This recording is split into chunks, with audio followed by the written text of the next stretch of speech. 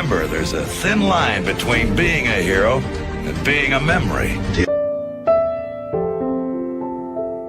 His inner strength is without bounds. One should not be measured by size alone. Sometimes even the wisest of men and machines can be in error. The power of the Matrix will light our darkest hour.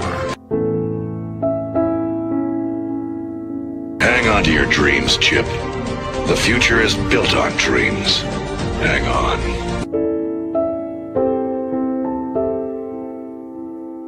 We will defend our home.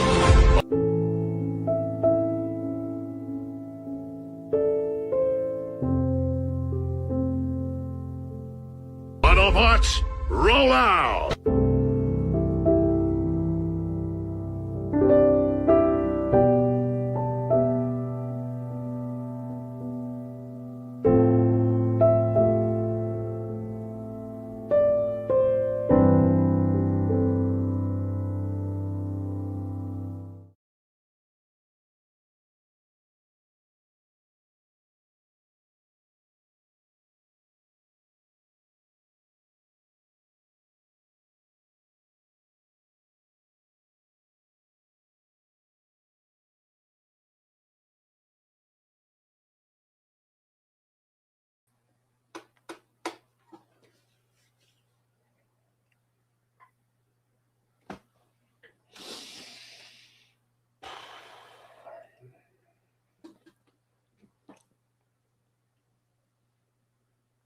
I wasn't upset. I mean, I was, but I wasn't physically upset.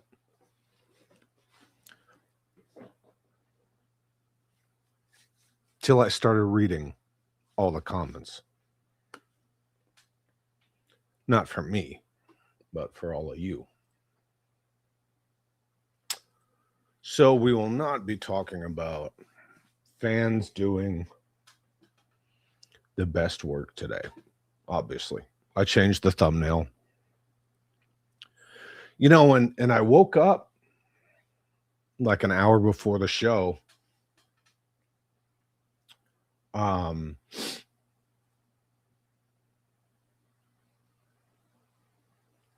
he did. He did. And my kiddo was like, "Hey, Dad," as I was walking by, and I'm like, "What?" And she's like, "Did you hear about Peter Cullen?" And I was like, "Fuck, no." And she's like, "Yup." And I'm like, "No. God damn it."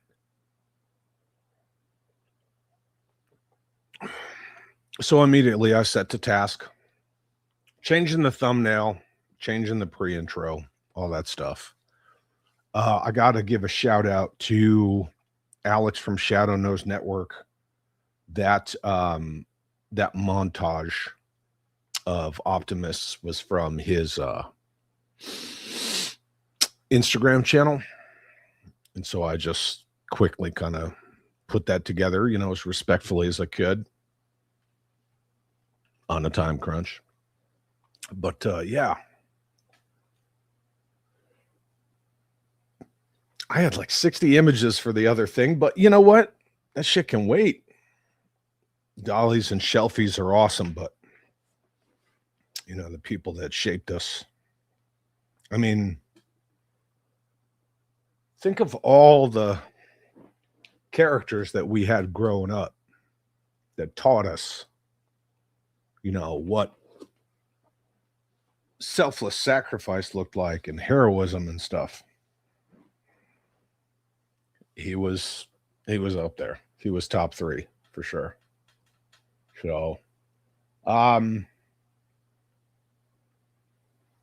let's celebrate the life, works, and messages of Peter Cullen today. May the Lord keep you, my friend.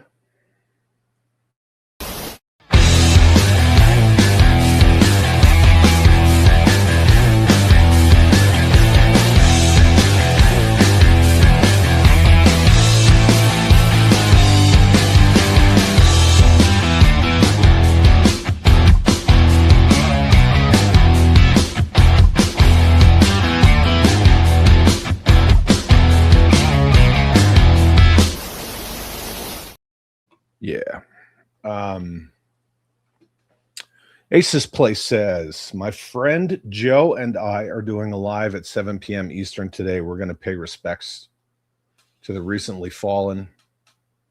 Yeah. I mean, they weren't fallen, but they left us. All are welcome to come by and pay their respects. That's awesome, man.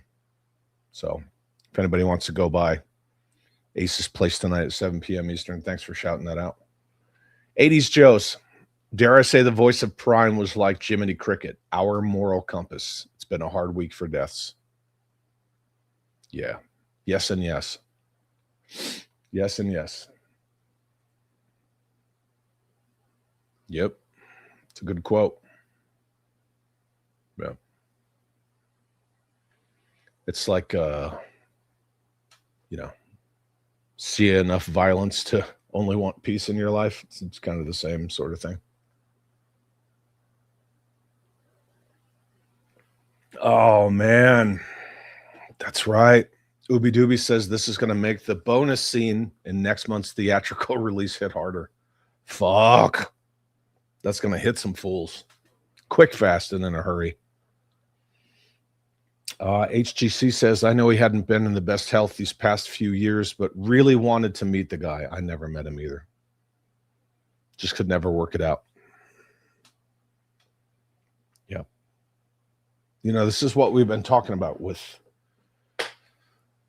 the fucking past couple of days, right? Yeah, those older brothers, those parents, grandparents, who were in their late 70s, 80s and beyond, the people that you could have a chance to meet at a con and, just tell them the impact they had on your lives. Do it. Like, tomorrow is not promised. Do it. See, that's what makes me sad. I haven't felt this teary since he was killed in the movie. Optimus was the first hero character I ever liked. Jedi Ben says a serious voice of a generation. Yep. Prime, Venger, Timber, Eeyore, and on and on and on. We're gonna look at it, but Jim Largo says beyond the voice, Peter Cullen was a noble spirit. He sure was. Jeffy says my buddy Greco got to meet him at a con, had him record a voicemail outgoing message. Dude, how awesome is that? 3-star draw. Listening at work, can't really chat. That's the way to do it. Wanted to say what's up and fuck this week. Yeah, this is for this week. Not for you guys, but this is for this week. Fuck! All of you! Yep. 4 entertainers that were known for acting and singing. Yep. It is always 3s. It's always 3s. Yep.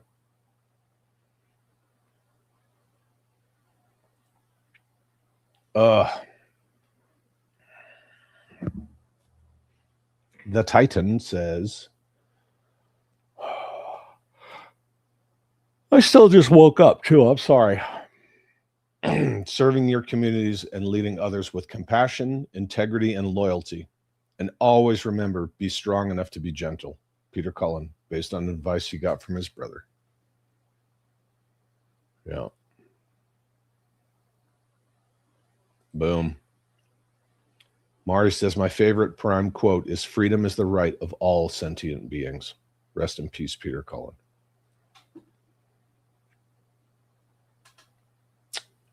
Crystal clear. On my own list of top 3 voice actors I'd like to meet, I've met my numbers 3 and 2. He was my number 1. Well, sorry you didn't get the chance. Yeah.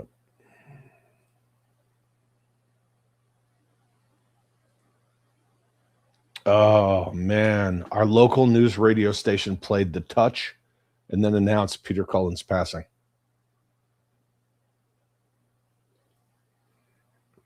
Oh man, it's rough. Charles says, lost another great one. Huge part of our childhoods. Yep. Ace's Place says, I never met him, but at a Comic-Con in Boston, Peter Cullen and Frank Welker were both together. I sat in the crowd just listening, seeing them on stage together. Yeah. Laughing is all I see. Optimus is the greatest Transformer ever because of Peter Cullen. You know, I think that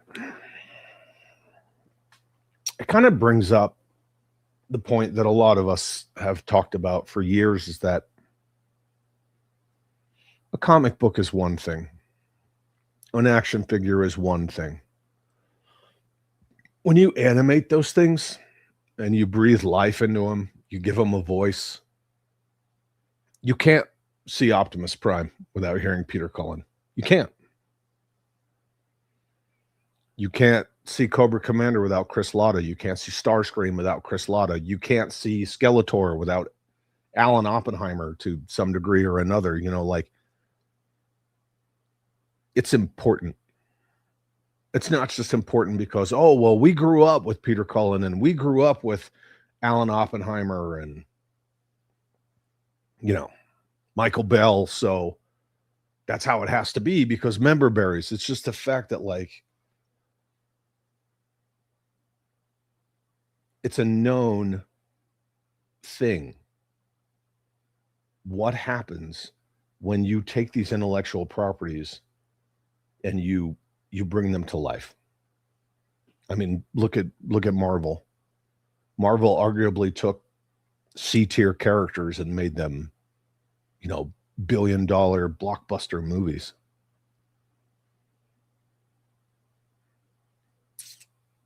We got to get back to that. Like, our kids, well, luckily my kids did because my kids are old enough, but our kids, you know, they need that kind of stuff that teaches those lessons while it entertains them, you know, without the whole beating you over the head with it shit. Crystal Clear says, as my wife's great grandmother said, cherish today for tomorrow's never promised. Yeah, that's true. HGC says, dude, I made the mistake of playing the Arrival track. Oh, dude, that's a good one. With that, like, bassoon, like, driving that track. Oh, it's so good. From the live action Transformers movie, driving in, fucking bald like a child.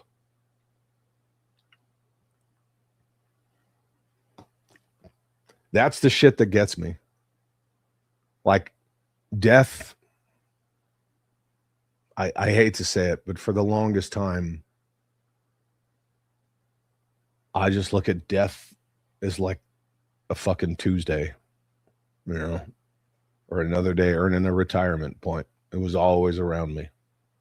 But when I see people that I know and I like say stuff like this, that's what gets me. No. Gerard O'Connor says, one of my favorite t-shirts I own is a classic heroic image of Prime with optimistic Prime. Head up, my friends. Fuck yeah, dude. Oh my God. I think that's it right there. This week is the 2016 of 2026. Yep.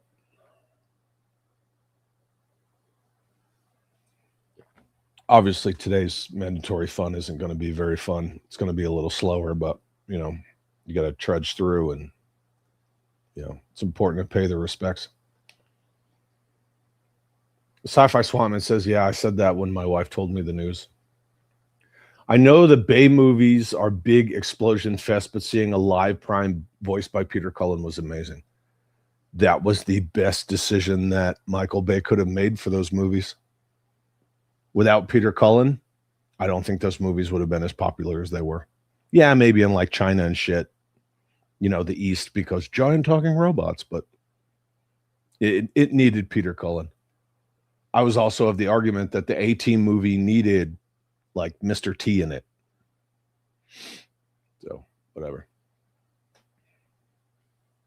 Oh, HGC says I'm going to watch the first 15 minutes of Bumblebee when I get home.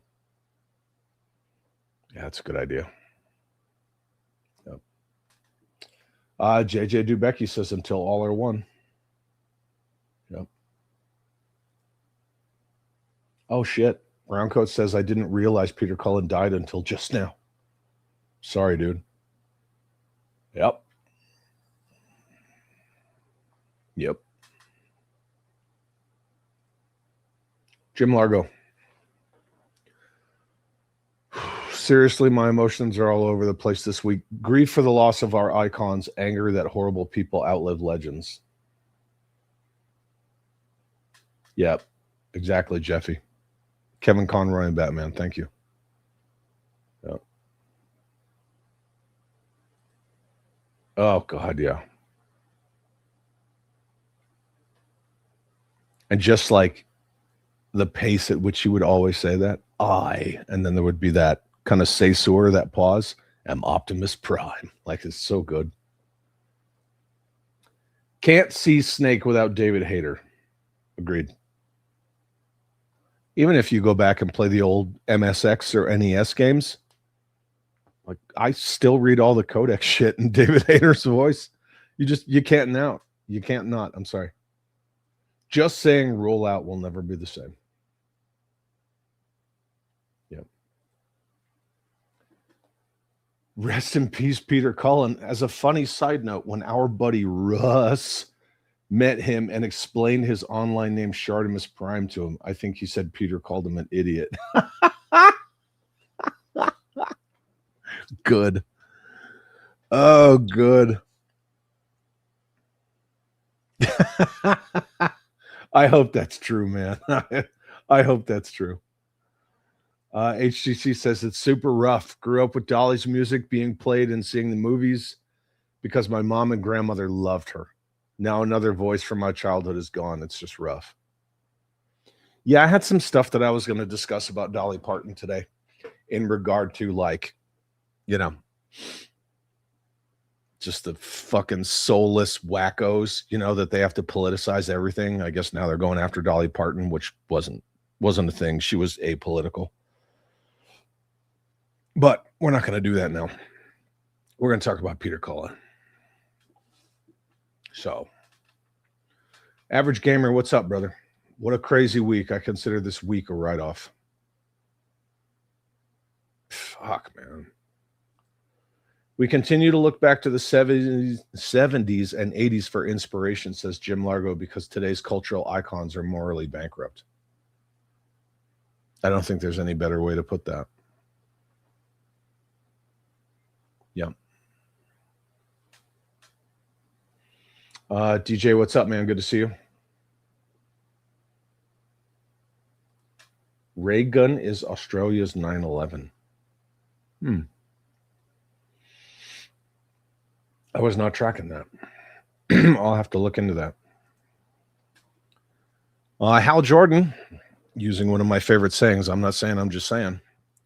It's really creepy that when one celebrity passes away, there's always like 2 to 4 more that follow. Yeah, I mean, going in threes is a thing.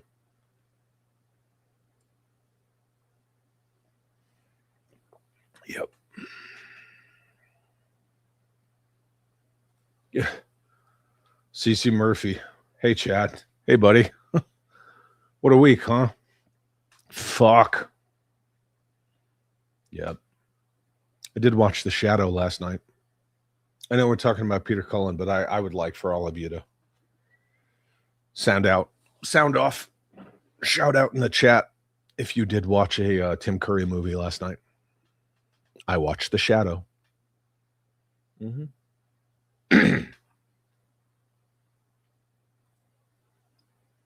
Yep. What we can do is be the examples that our childhood heroes, real or fictional, inspired us to be.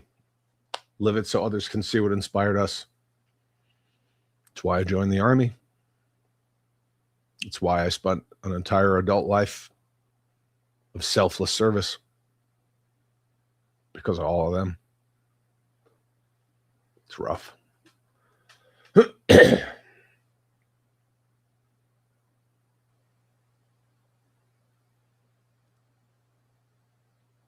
Also, if I could turn into a truck and back, I'd give it a shot. Oh my god. Living So Free says, I enjoyed the first two Bayformers. I really enjoyed the first one. The whole NBE-1 Megatron, and they built Hoover Dam around him. Like, I really liked that. That whole, like, first contact, you know, fucking blackest of black operations kind of shit around the Transformers. I did. I really liked that first one. Raymond Sheffield says, rest in peace, Peter Cullen. You got the touch. Oof. We are losing all of our heroes. Yep. Heroes are hard to find these days. Cooter says, rest in peace, Peter Cullen, till all are one. Yeah, Zero. Transformers, the movie, is going to hit a little harder now. Oh, fuck.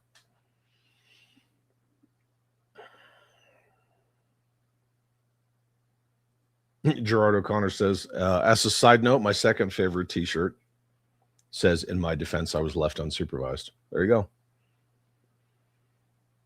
Oh, man. Hal Jordan. I guess I'll be taking a break from watching Heroes tonight and watch OG Transformers.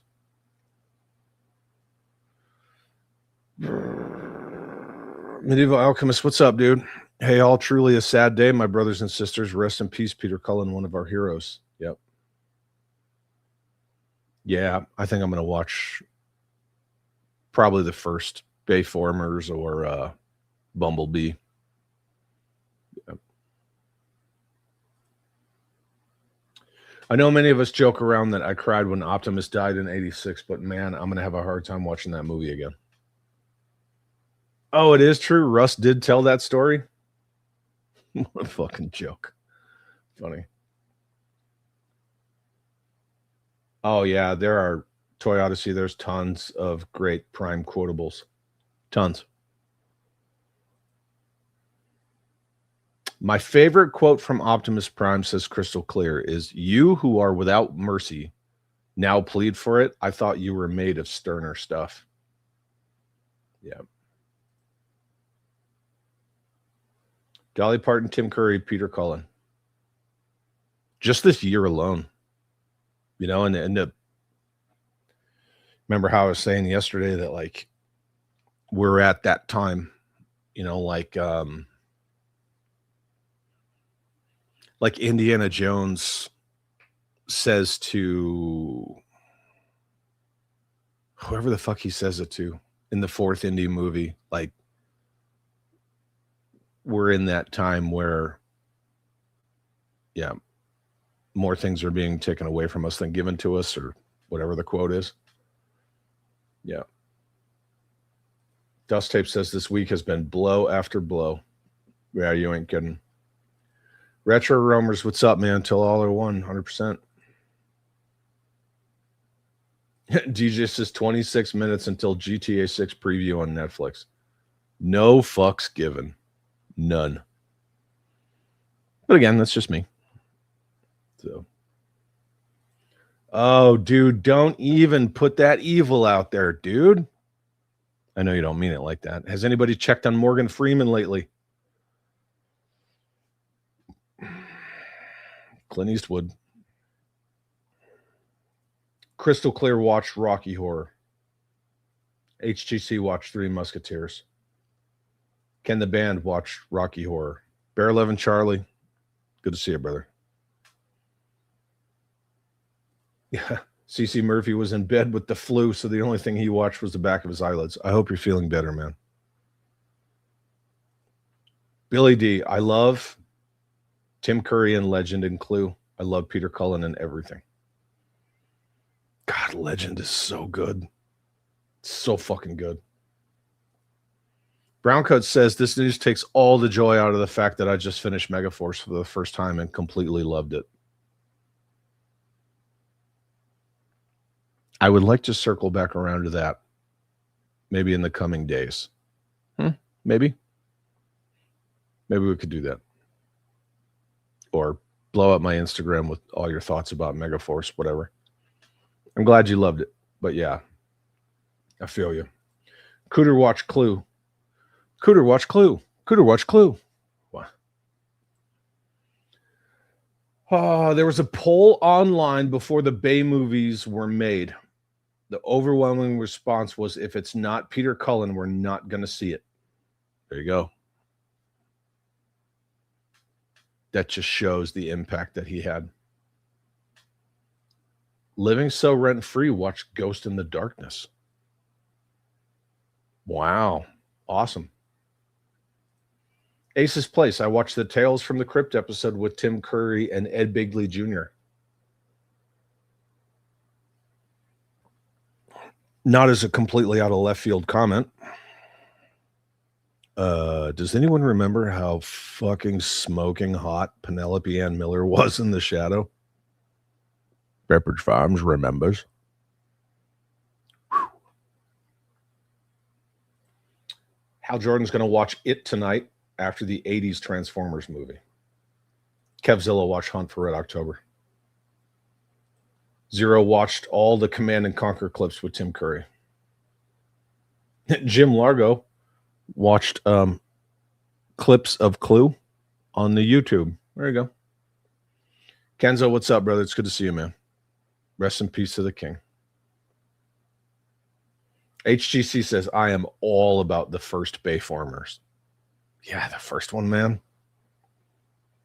It's just like it's epic in scope and story, and it's not as like slapsticky as they get later. It's good. The first one's good. Hindsight, 2020. They should have made the Nest guys. They should have made them Joes. Fucking 100%. I would have been totally good with what was that? Josh Duhamel. I think that was Josh Duhamel. Would have been totally fine with him as Duke. 100%. And then was it Tyrese? I believe it was Tyrese. Yeah, as Stalker. Fucking sign me up, kid. Yes, that is true, Brandon R. We've talked about that before.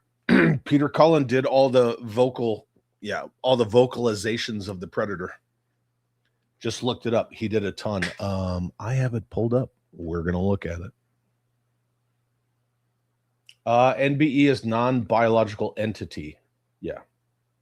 Non-biological entity because they are living machines, right?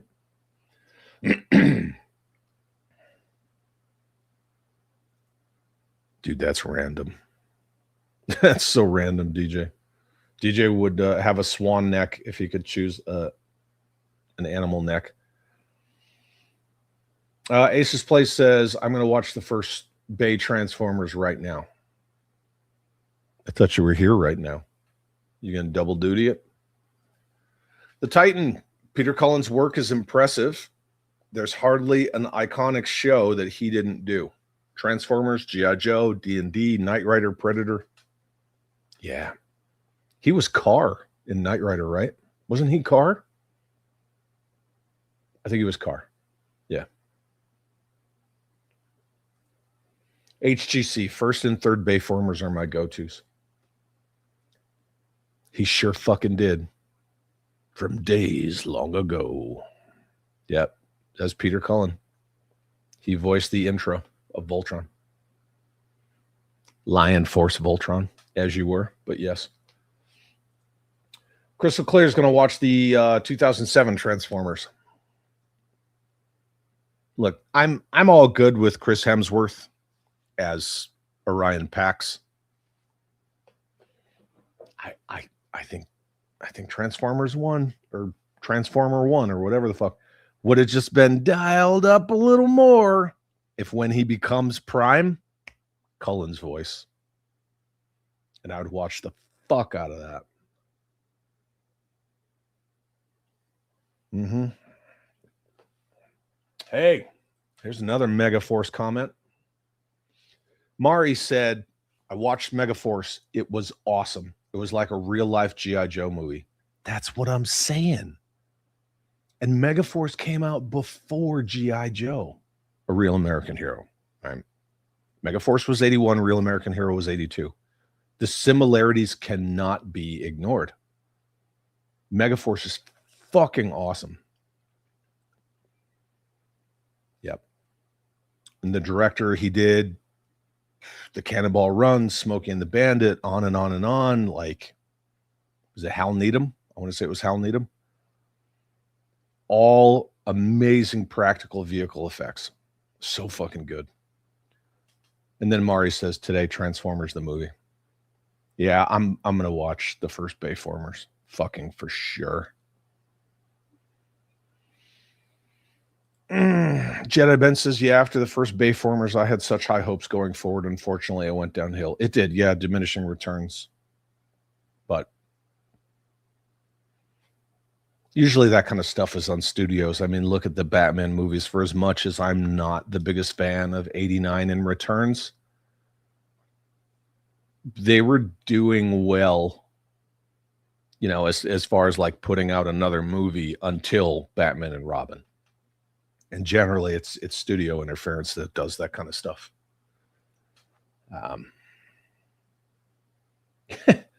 Damn. Old Shardy Russ even disappointed Peter Cullen. That's a low bar to flop past. Mm-hmm. Giraffe said he also did the voice work for the epic Masters of the Universe commercials, not the horrible Filmation show. Ooh, look at that.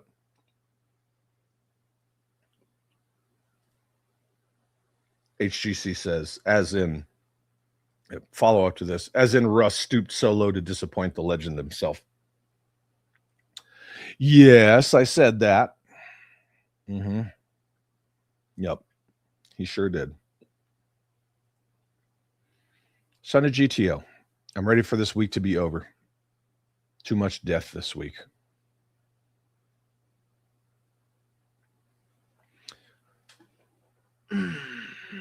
I don't want to. I'm gonna. I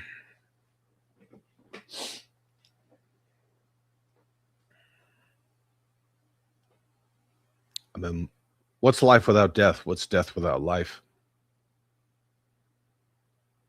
What's all the little everyday things that people take for granted without those moments that make you stop and realize, you know what? You got a good life, man. You are taking shit for granted. Maybe you should change your perspective.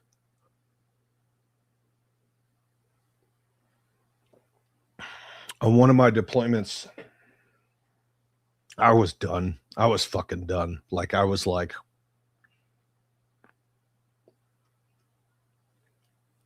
about to commit a war crime done. It's hard to say that. And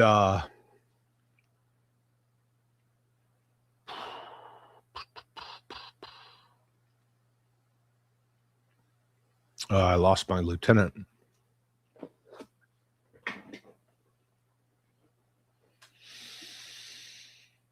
When it probably should have been me.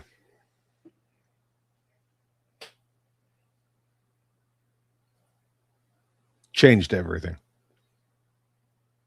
In a fucking flash.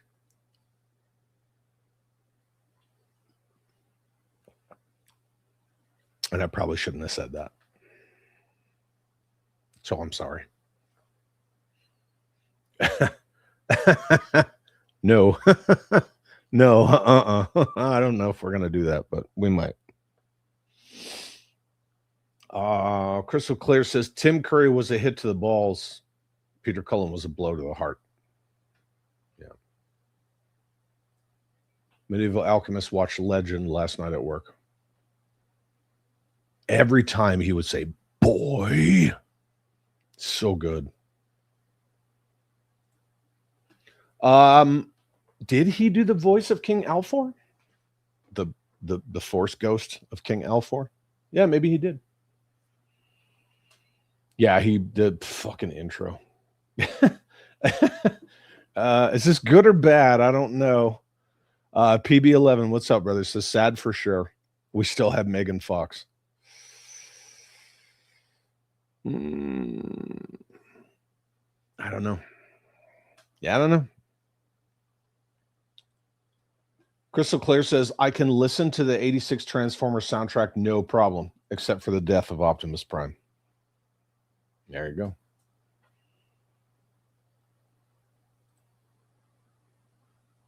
HGC says, my son told me last night Legend wouldn't have been as good if Curry wasn't in it. Kids are all right.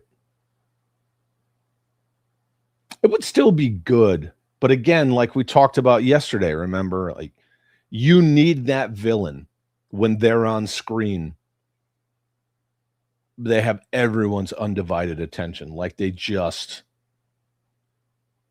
eat it up. They overwhelm everything around them. Darth Vader, the darkness, aka Lucifer, right? Aka the devil. Living So Free. Look, man, you have got to watch Legend. You got to watch it. Real young Tom Cruise and peak fucking Tim Curry. It is good. It is dark. But it's also like really hopeful. It's a great hero's journey movie with arguably one of the best on-screen villains. And what they did to Tim Curry, forget it, man. It's just insane that they even got that fucking whole prosthetic suit hullabaloo to even work, man. You got to watch it, dude. It's so good. Oh, look at this. If anyone ever finds himself near Louisville, Kentucky, sorry, again, I just woke up. A local brewery makes an IPA called Hoptimus, made from Sterner stuff. Dude, that's awesome. That is awesome. Crystal Clear says that first track hit me too hard. Gotcha. To anyone that hasn't seen Legend, it's a must watch. There you go. Again, right? Like we can give our opinions and our suggestions, but we don't. See, and that's cool. Like we can say stuff like, hey, you've never seen Megaforce. Like I would honestly suggest that you watch it. Oh, you've never seen this? You know, like maybe give it a watch, you know, and let us know what you think. But you know what you never see? You never see people like, oh, you haven't watched this, you haven't seen this, you're not into this toy. Well, you suck and get out of here. And that's the way that it should be. Uh-huh. She was. Jedi Ben watch Muppet Treasure Island. Son of GTO is going to watch 86 Transformers tonight. I still function. Bear 11 Charlie, just like me, brother, watch The Shadow. She was hot in Carlito's Way. Oh, Jeffy, you watched The Shadow also? Son of GTO says Nest is G.I. Joe. Yeah, they should have been. They fucking should have, Bren. Crystal Clear. A friend and I went and saw the first one. I believe you're talking about Bayformers in theaters. So much better than I thought it would be. Jedi Ben, Doomsday Prepper, Josh Duhamel. I haven't seen that. Sorry, my head's itchy. Headcanon. First Transformers gave us all we wanted. Big vehicles racing down the road at 100 miles an hour, then transforming into giant robots beat the crap out of each other. Bingo. There you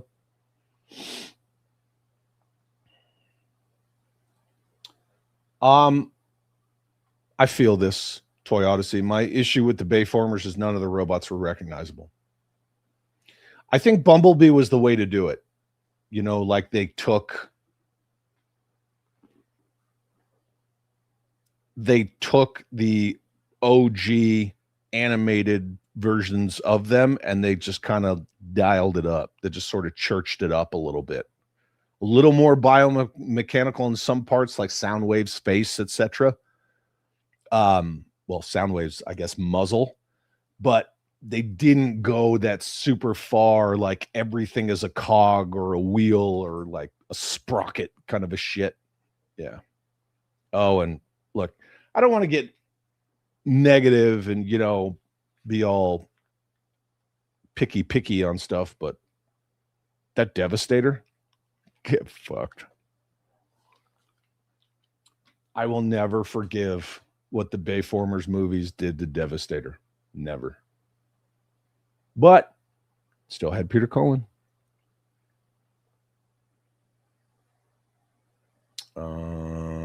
Asa says he's doing double duty. That's awesome. Yes, so Peter Cullen was Carr. That's right. Thank you. Josh Duhamel is based as fuck. That's right. So he only voiced Carr for the first episode? I don't know. Whatever.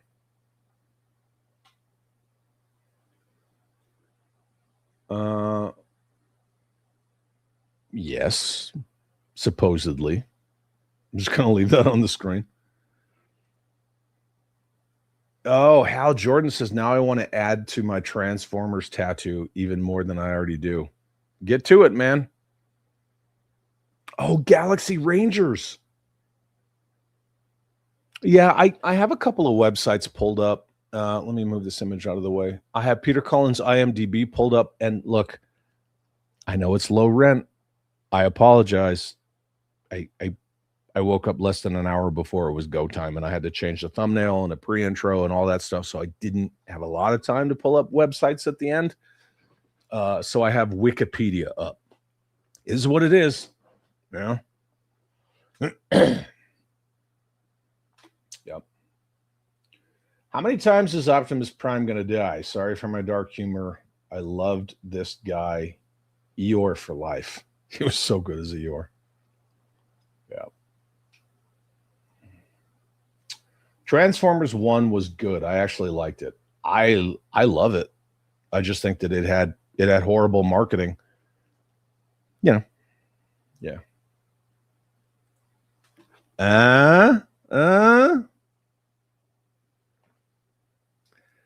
For those of you who are still here that just talked about Megaforce, specifically Browncoat and Mari, notice how Jeff put Megaforce as an acronym. I've always loved Megaforce. Like going back to 81, I have always loved Megaforce. I have so much Megaforce shit.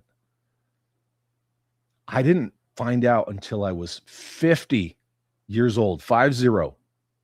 Megaforce stands for Multi-Element Group Assault Force. Megaforce. Write it down. Fucking blew my mind. Blew my mind. That's one of the first things that Barry Bostwick and I discussed when I was hanging out with him. And he was like, I don't remember that. And I'm like, you're the one that said it.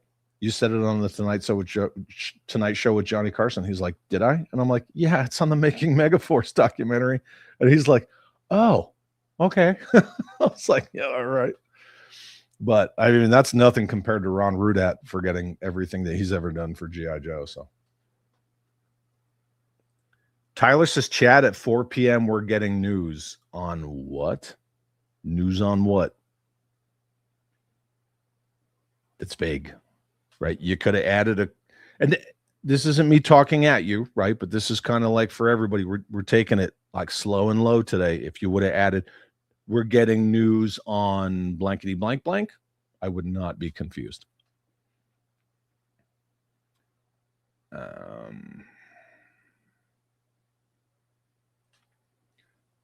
There's a reel of Optimus Prime talking to Eeyore. Oh, dude, that's fantastic. If you see it again, will you send it to me? I would love to see that, man.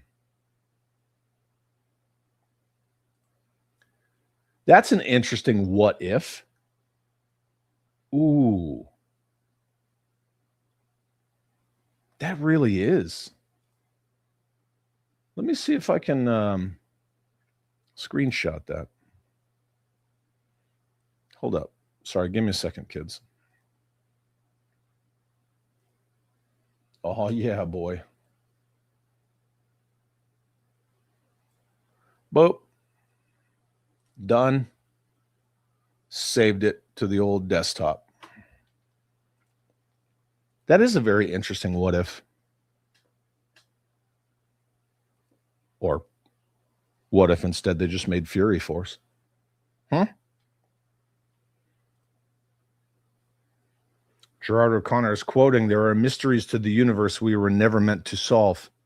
but who we are and why we are here are not among them. Those answers we carry inside. Man. Michael Zimmerman says, I'll be watching Transformers, the movie. And then?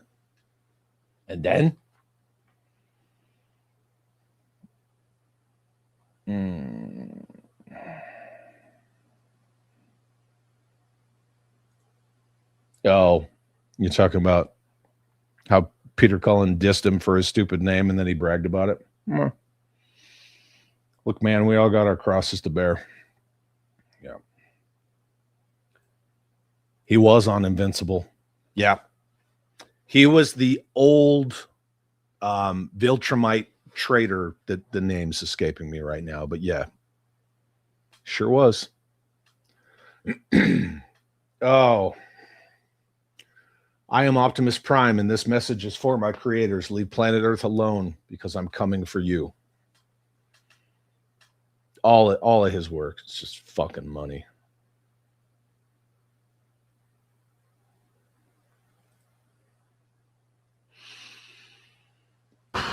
Thanks.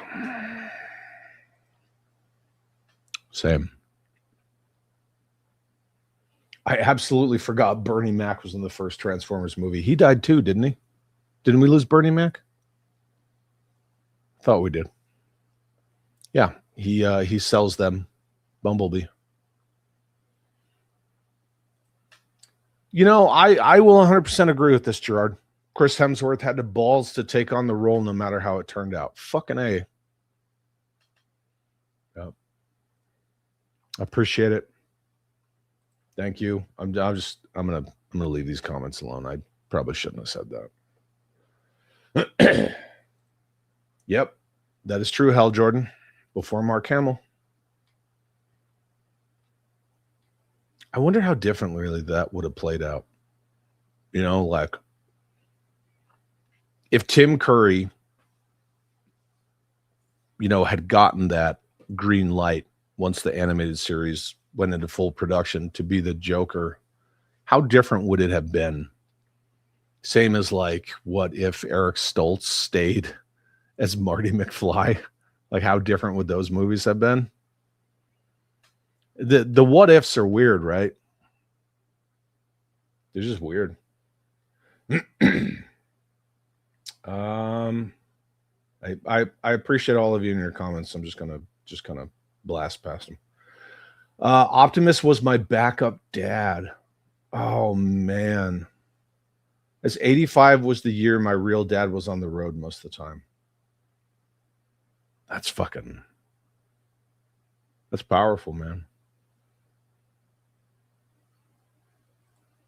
84 movie is a war movie. Fight me.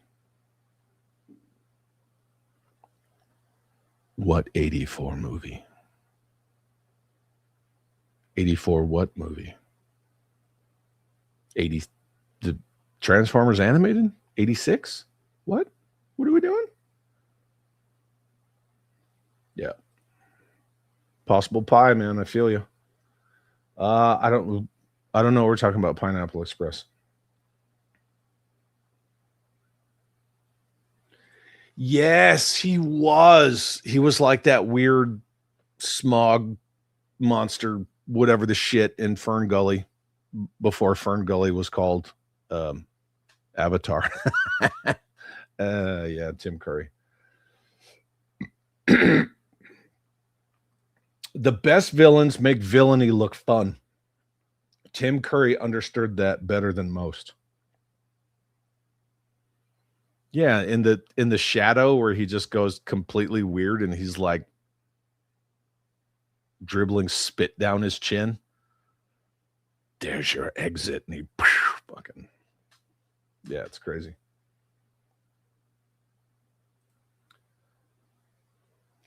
Toto Payne Diaz, strongly shielded to devil stuff. They don't really lean into that. They don't ever call him that. He's just the darkness. They just kind of call him that. He's just the bad guy. Even though, like, you know what he is, but yeah, they don't ever, like, hit you over the head with it and say it. Mac Taylor, a.k.a. Hal Jordan. I'm going through Peter Cullen's IMDb. He was on an episode of In Living Color. Oh, man. Yeah, we'll pull that up here in a second. Hal, you might have to help me drive because I don't really do IMDb. Tim Curry's Pennywise for the win. Afternoon wake-ups, no shame. Actually, it was 11 a.m. because I'm in Mountain Standard Time. However, comma, 1, I did wait up till 1:30 in the morning for the ma'am to come home from what she was off doing, saving the planet. 2, I was up till 1:30, partially because I was waiting up for the ma'am and partially because I was finishing everything out.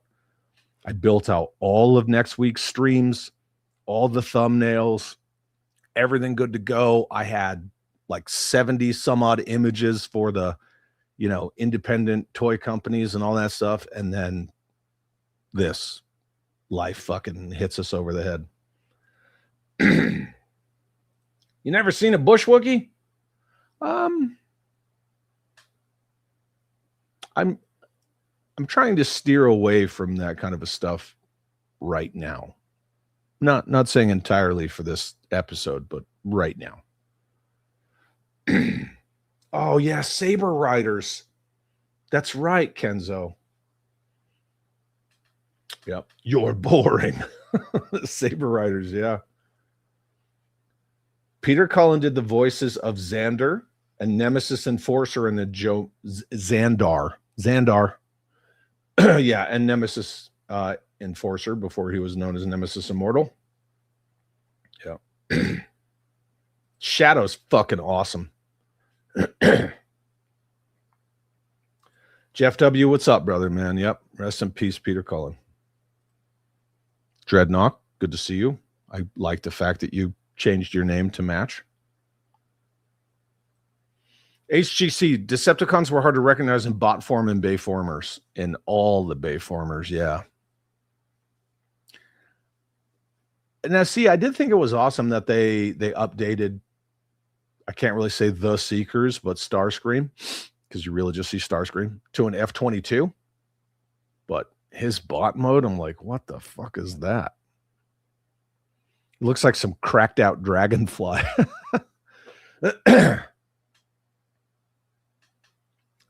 I think they should have got Frank Welker instead of the fucking dude from V from Vendetta. It's escaping me right now. You guys know who I'm talking about. Agent Smith. Possible Pie says Bumblebee is the only live action Transformers movie you need to watch. Well, they nailed it by making it a period piece. That's for freaking sure. Oh man, that's what I'm talking about, Cooter. I still get goosebumps watching the clip announcing Peter Cullen as Optimus Prime. Yeah. Was that BotCon or was that San Diego Comic-Con?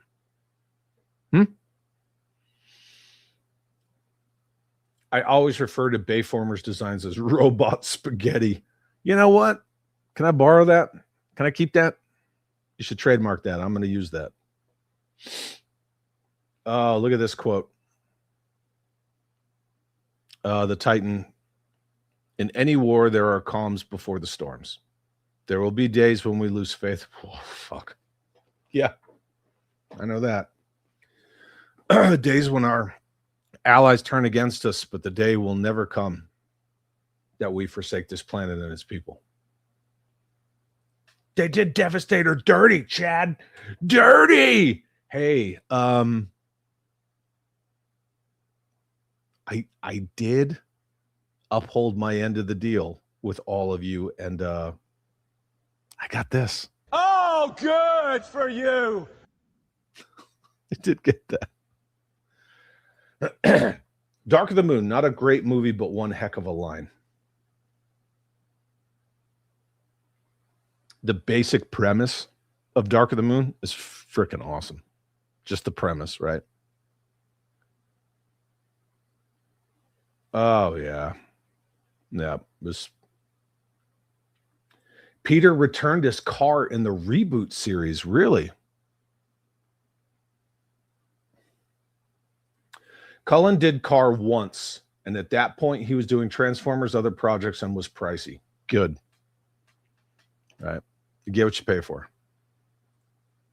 CJ says, I can't take today. I just found out Peter Cullen was Montgomery Jack on Rescue Rangers? The big heavy set one? I did not know that. Chippendale's Rescue Rangers, yeah. Tim Curry film I wish I had is McHale's Navy. Yep. He played a Russian bad guy. That's true. Yeah, we talked about that. Thank you for reiterating that, Cooter, that Peter Cullen came back to do car for the reboot in 2000s.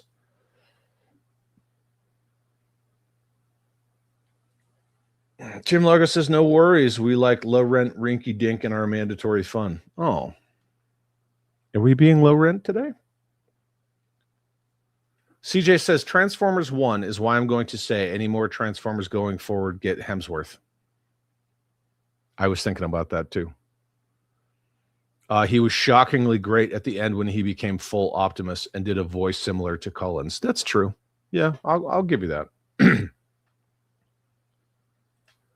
Headcanon. I remember watching Megaforce as a kid, immediately going outside to build a ramp to jump my bike off of because of those flying motorcycles.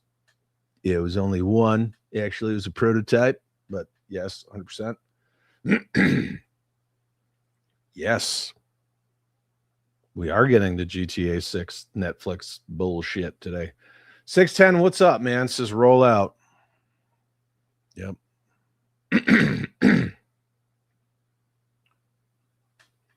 CJ says I'm going to binge watch the 80s show. Was the Transformers animated series, was that Marvel Sunbow Animation? I want to say it was. Bayverse's treatment of Devastator and the Dinobots was painful to watch, but I did. Sure did. Now War for Cybertron and even better Fall of Cybertron were epic. Oh, those games, man. Physical media is king, kids. Never forget that. Never forget it. Peter Cullen was the voice of King Kong in the 76 remake, but he was uncredited. What? Dude, that's awesome. Thank you, son of GTO. I appreciate it. Yeah, we did lose Bernie Mac. He died in 2007, right after the movie. Hemsworth did a good job. His voice changed through the movie. Yeah, that's true. That's true. And I guess it makes sense, right? Not only because of the passing of Peter Cullen now in hindsight, but also the fact that now you've got Chris Hemsworth established. So, yeah. Headcanon says, my favorite Bernie Mac line is from his TV show. Yeah, Bernie Mac. I'm going to beat your head until the white meat shows. Damn, boy.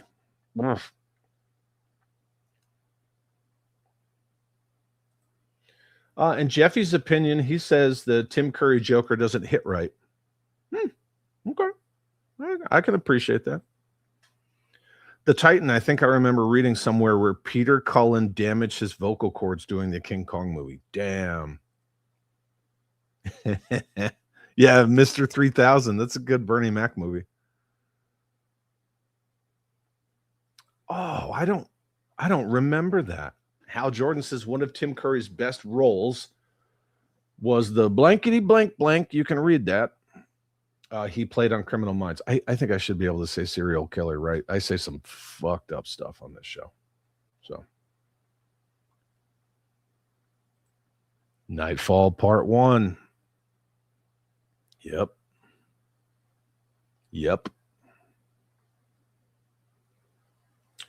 Medieval Alchemist says, I've heard the voice delivery that Peter Cullen, or as you were, Tim Curry did. It's a lot to keep track of. Joker would have been so much darker. Stoltz would have killed Back to the Future. You think so? I mean, regardless, the energies would have been different. Like you can't deny that, right? Transporter, what's up, my man? I'm just finding out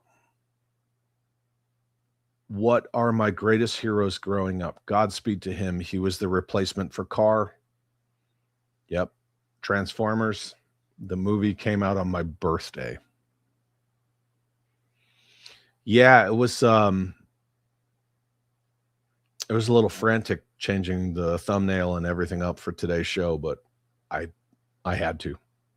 Absolutely had to. There was no way. It was going to dominate any conversation today. And Peter Cullen, he was one of our compasses as we were kids growing up. You can't not, celebrate it, talk about it. Yeah. Ooh, Justin Booth says I would have preferred Tim Curry to voice Ra's al Ghul. Okay.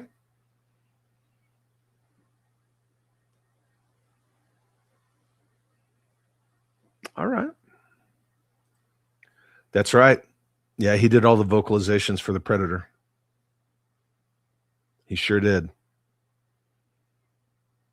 Now I need a couple of you freaking retards to come replay the Predator mission with me in Ghost Recon Wildlands. Yeah. Billy D says Curry played the best villain and Cullen played the best hero. We lost them both days apart, same week. Yep. It's a great way to put that. Honey Badger says, it's my speciality. Swinging a chain, swinging a chain. Oh, man. CJ says, I can relate to saying Prime was a father figure. My father left me and my mother, so I get it. Yeah. Hal Jordan says, confirmed the man is Captain Planet.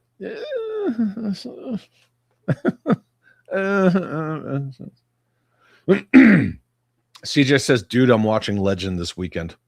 I'd love to watch it with friends, though. I love that movie. Then I'm going to watch Muppet Treasure Island. Fuck, he's so good in Legend. Will, what's up, brother? Says it's truly over. It's truly over, Prime. Rest in peace, voice of a generation. 100%. I can somewhat relate, says Medieval Alchemist, as I learned a lot of my moral goodness from Prime. Sacrifice, honor, loyalty, and all the gentleness and strength kept in check. Yeah. Yep. Yep. Character, presence, intellect. That's what it is. He had it all in spades. Dorito Starscream. Yeah, a bit. Right? Yeah. Kevzilla says Peter Cullen's acting / voice credits are legendary on their own. Yep. Let's pull something else up here.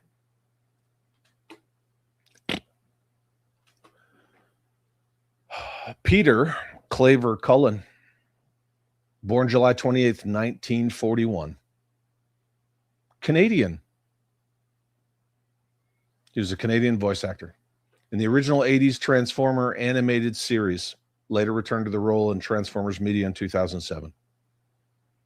Also voiced many other characters across a wide variety of popular media, including Eeyore, Monterey Jack. Yeah, there he is. Chippendale's Rescue Rangers voiced Carr and Knight Rider. Vocalizations of the title character in Predator. Yeah, he was Thaddeus. Yep. Thaddeus of Viltrum. He was presented with a Lifetime Achievement Award by the National Academy of Television Arts and Science in 2023. Good. Young Life. All right, so he's Irish Canadian.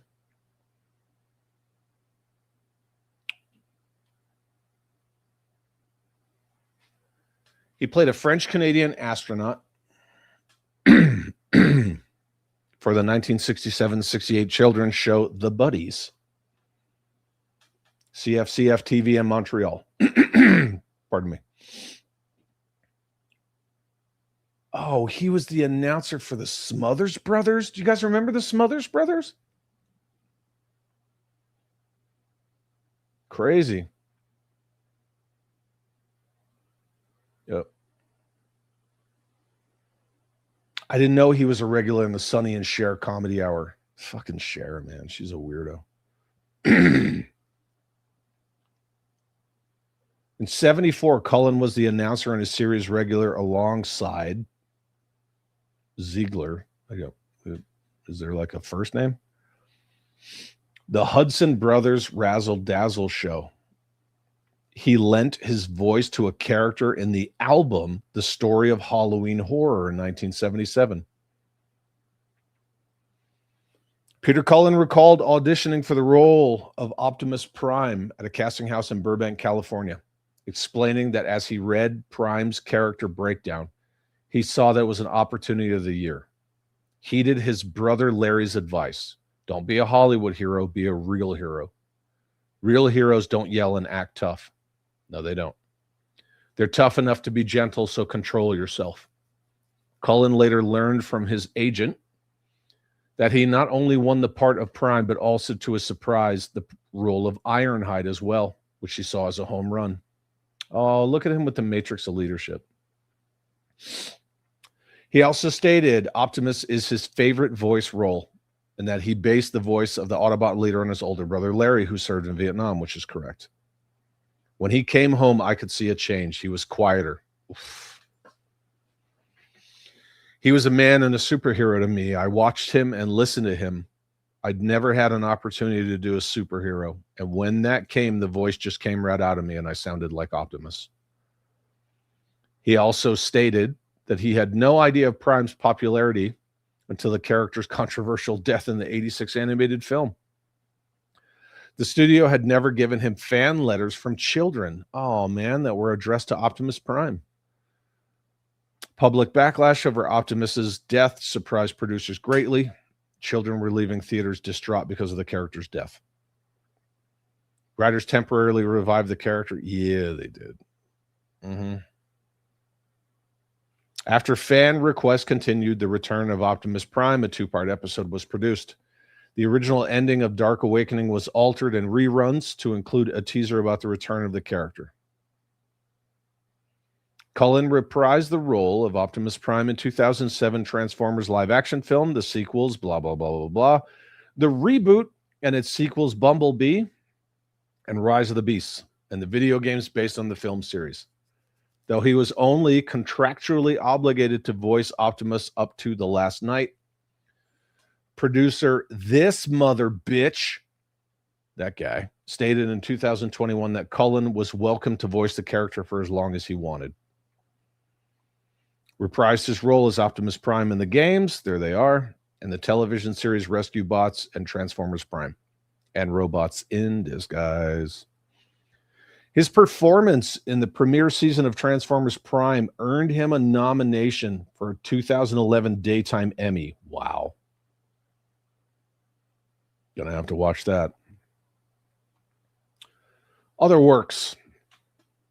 Cullen appeared on a number of television shows. He had played, is that Koran? Koran. Stride the Tiger Fighter, and there it is. He was King Alfor in Voltron Lion Force. The transforming spaceship robot Ramrod. Ramrod. Anybody? Ramrod? I don't know, man. Seems kind of gay to me. There, I gave you one. He was Ramrod. Commander Eagle and the villainous nemesis in the 80s animated series Saber Rider. He was James Hawkins in the Vehicle Voltron. There you go. So he was in the Vehicle Force Voltron as well. Car and Knight Rider, Eeyore and Winnie the Pooh. He was Gunner and Dino Riders, Airborne, Xandar, and Nemesis Enforcer. I didn't realize he was Airborne. Didn't even know that.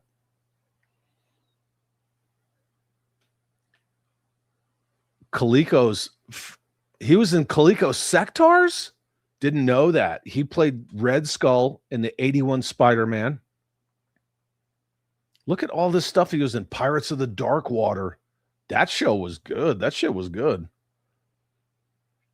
He was in 84's Gremlins as a gremlin.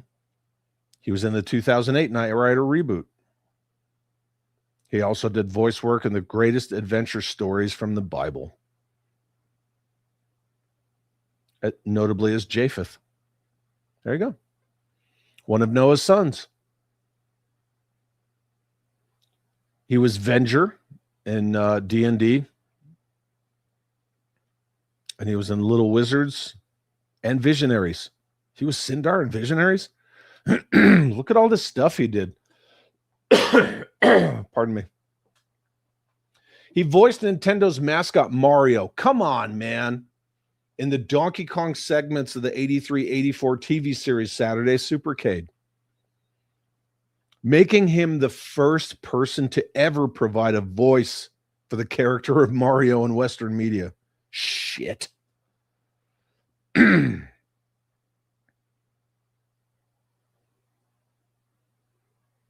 at all this stuff. He did voice work for the unreleased Blizzard game Warcraft Adventures Lord of the Clans. Provided narration for the Star Wars fan series Imps.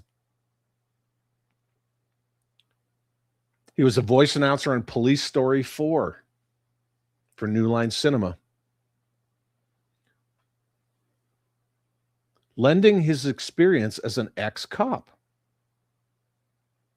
And he did promotional voiceover work for Iron Giant. 2023, he joined season 2 of Invincibles. Yep.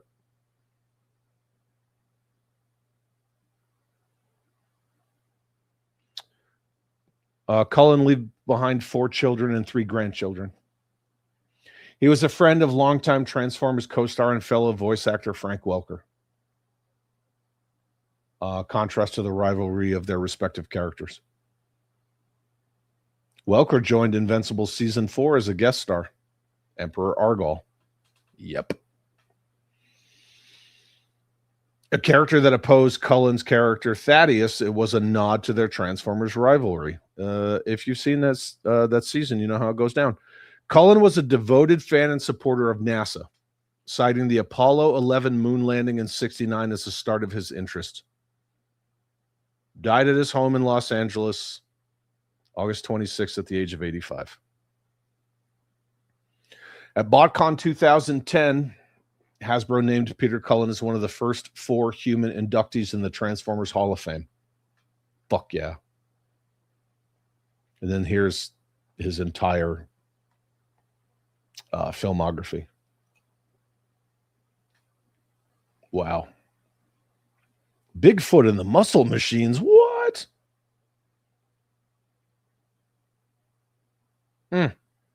Okay. Along with Gem Robotics and Inhumanoids. Oh, man. I'm going to leave this up for a little bit. Yes, thank you, Kevzilla. Hugo Weaving was who I was thinking about.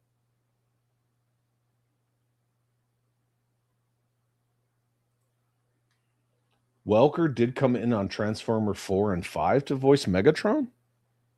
Why do I not remember that? After Hugo Weaving left. Maybe I didn't watch them. I kind of gave up.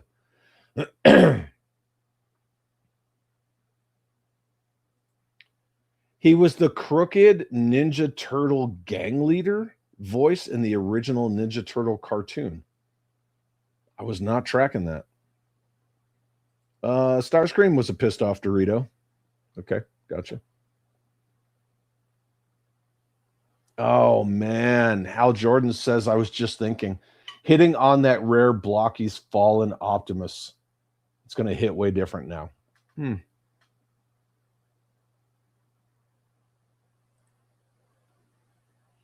Honey Badger is quoting, "All things change, lady. The dreams of youth are the regret of maturity. Dreams are my speciality." Yeah. Yeah. Tim Curry. "Through dreams, I influence mankind." Yep.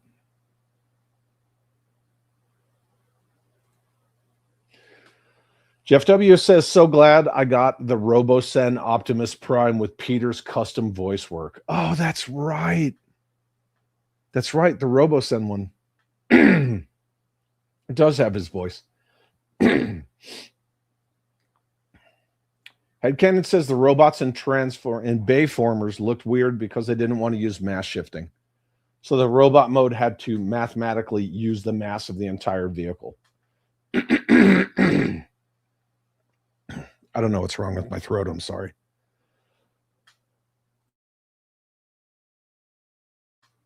Maybe that'll help.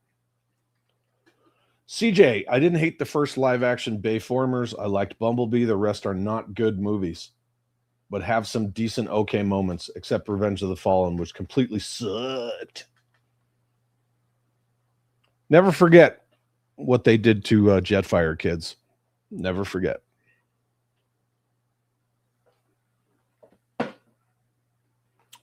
Now I'm on to my next cup of coffee.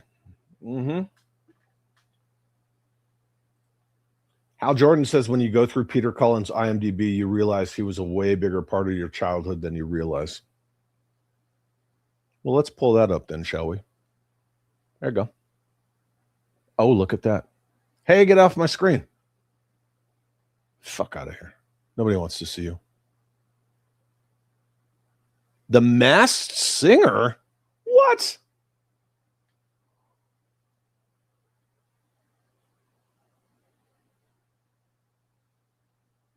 Wait, he voiced Optimus Prime on The Masked Singer? That's crazy. All right. Oh, I think it was San Diego Comic-Con. They played it as a voice message off of a phone. Dude, that's rad. Eddie says, I'm here for the GTA 6 Netflix bullshit. Well, we shan't be discussing that, my dude. Yeah, okay, so it was Marvel Sunbow Animation. Thank you. I'm sorry I got to this comment late, Dan, but yeah, I just read that. That fucking blows me away. He was the first Westerner to ever voice Mario. How cool is that? CJ says Grimlock wasn't that bad in the live action. Why was he in fucking China? Isn't that where he was? China. There's no defending Revenge of the Fallen. Also done dirty Jetfire. Pointed that out. Wheelie. Yeah, RC. Elita 1. Yeah. Which is the one that when he transforms, he goes, what doesn't he say? Like, what's kicking bitches or something? Oh my God. Yeah. Yeah. Sorry. Serial Minecrafter. No, it's all good, man. Radical Squadron says, till all are one. Thank you, Peter Cullen. Yeah, man. 100%. CJ says, Devastator flat out pissed me off. I would have liked Dark Side of the Moon if they didn't cut out the scene where Sentinel Prime kills Skids and Mudflap. Isn't it Mudflap? They would have been the best scenes of all. Well, actually, Peter Cullen was a fan and he did the best work, so we're still on topic for today. Actually, Peter Cullen. It's science, people! Science! That's 2. I gave you 2 clips.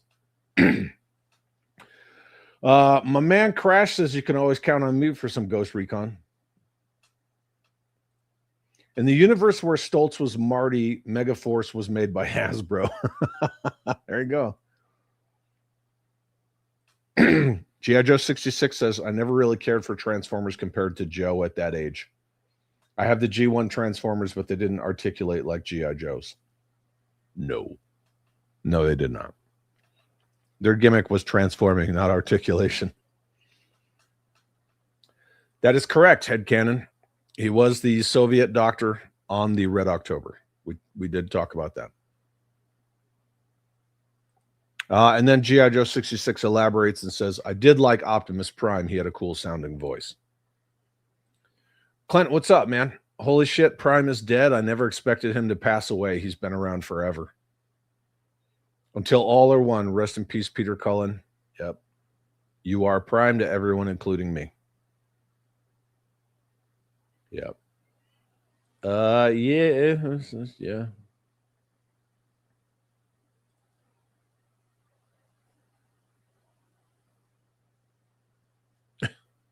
Well, you know, you got to have stories, right?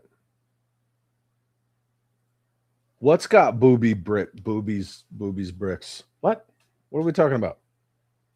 Yeah, he's Canadian. Roll out, eh, hoser? Yeah. Cooter says it was Peter Cullen's daughter who convinced him to do the 2007 movie. He didn't realize at the time just how much he meant to everyone as Prime. That's awesome.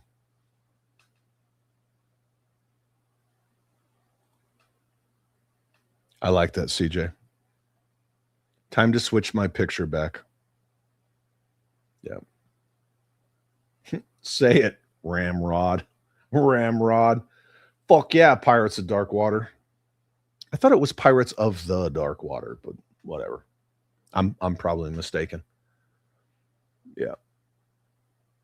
Hal Jordan says that's 49er Brian's nickname for him. Ramrod. Ramrod.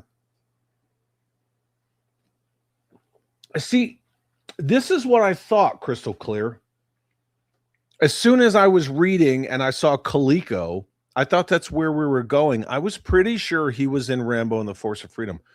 Rambo, the Force of Freedom. Pretty freaking sure.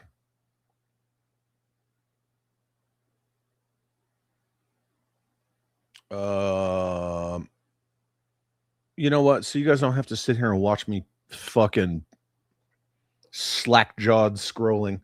Somebody put in the chat what character he was in Rambo and the Force of Freedom. Pretty fucking please do your job.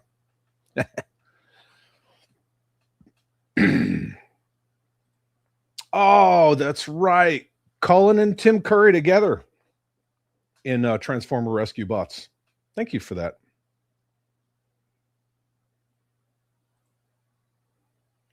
Tim Curry was Hook in Fox's Peter Pan and the Pirates.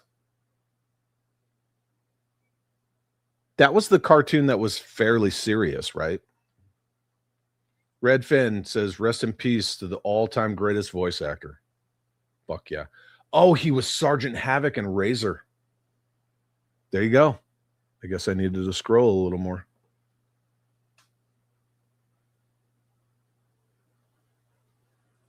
I'm just going to leave this on the screen. I'm not. I don't. Yeah. Photo Viper, what's up, brother? Rest in peace, Peter Cullen. Yeah. If anybody's getting in here late, or if anybody hasn't seen the beginning of the stream, please go back and watch the pre-intro. And again, that's courtesy of Alex from Shadow Nose Network. He posted a really nice reel about Peter Cullen and Optimus Prime, and I took it and I used it for the pre-intro.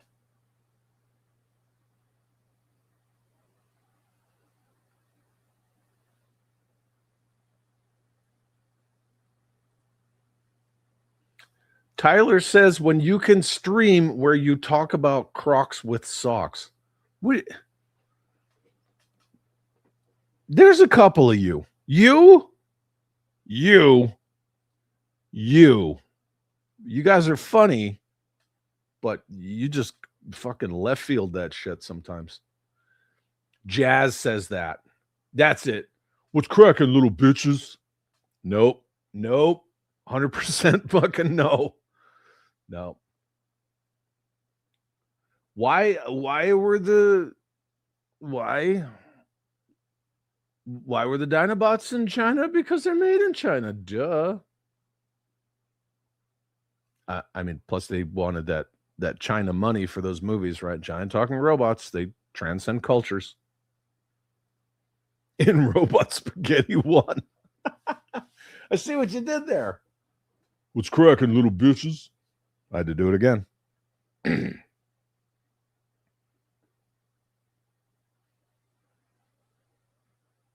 I'm not even putting that reincarnation thing up there. Transporter says, live action, I used to just call Prime Murder Prime.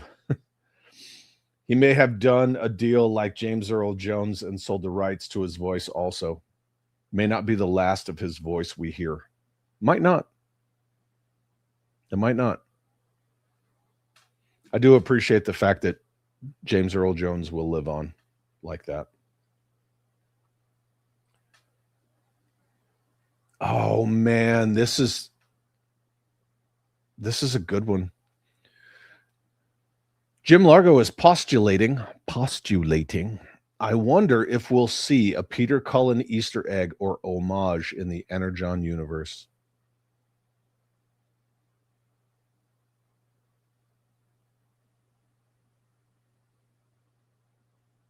I hope so. I fucking hope they do. No way, son of GTO. Today is Sergeant Slaughter's birthday. Mr. Remus himself. That's awesome. I'll have to shoot that dude a message. That's my little flex for today. I had another flex I was going to show. We were going to follow up on the whole Larry Hama, Mark Belomo thing.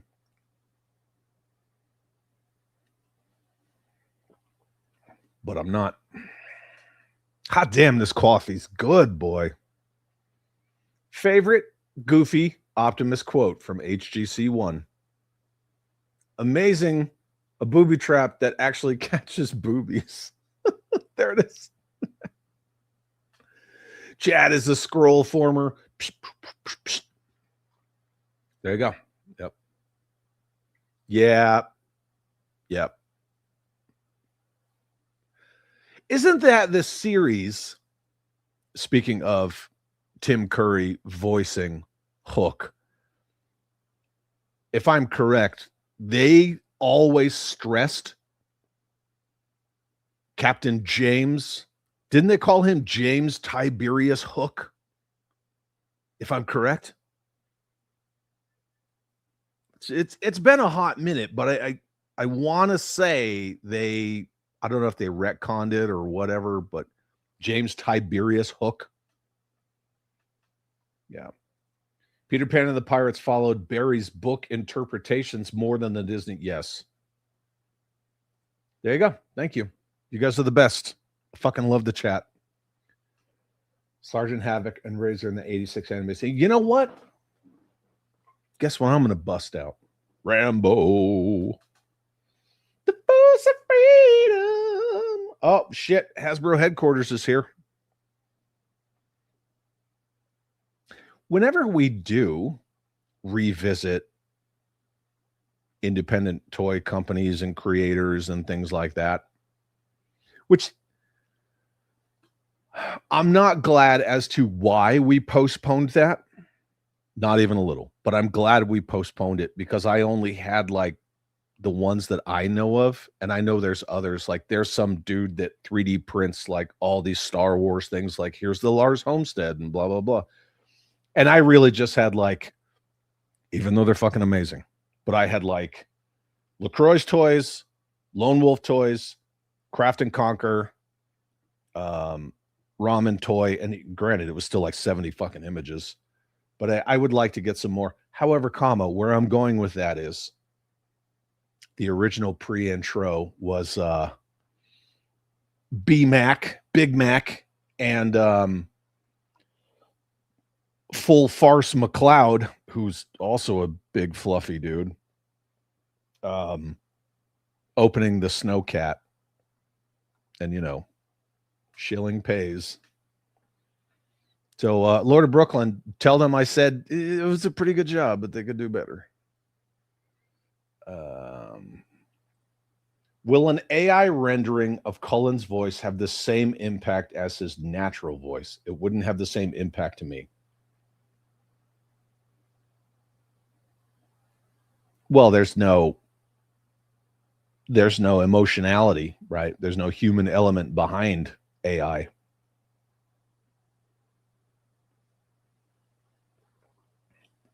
But again, opinions are like assholes, right? I hope they maybe recorded his voice for the Energon cartoon already. Oh, man. I didn't even think about that. When Jim Largo mentioned it, I was just thinking the comics. I didn't even think about the freaking animated series. They're going to have an uphill climb with that animated series because it's not just Transformers. It's not just G.I. Joe. It's not just Void Rivals. Now it's not just Mask and on and on. It's all of it. All of it. And they have to like weave all of that shit together. It's going to be fucking epic. Maybe they'll get Hemsworth. I mean, that's kind of what we've all been talking about. HGC enjoyed that version of Peter Pan. Yeah, I remember the intro was pretty solid. Conspiracy theory of the day. Is Chad the uncredited voice of the screaming goat? Let's ask it. I think that was a no. I'm not too sure. Dungeons and Dragons ending was heavy. I don't want to spoil it, but Cullen was transformative. Yeah. Chad says 9 out of 10, since there's always room for improvement. Are you talking about the BMAC McLeod thing? That's like a fucking 3 out of 10.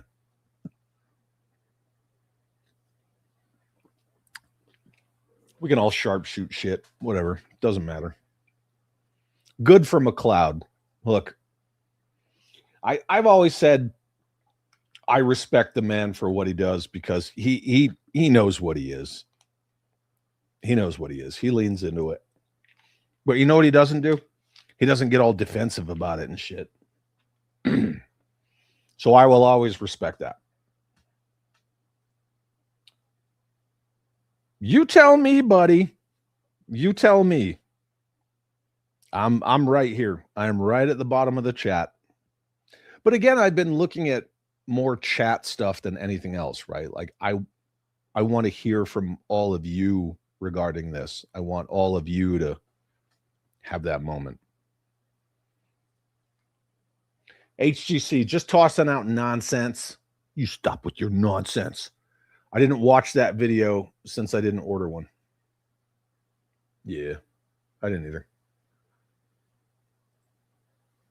I wonder what Frank Welker is thinking right now.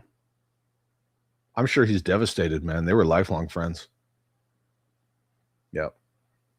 Did anybody see Sylvester Stallone's his video message about Dolly Parton?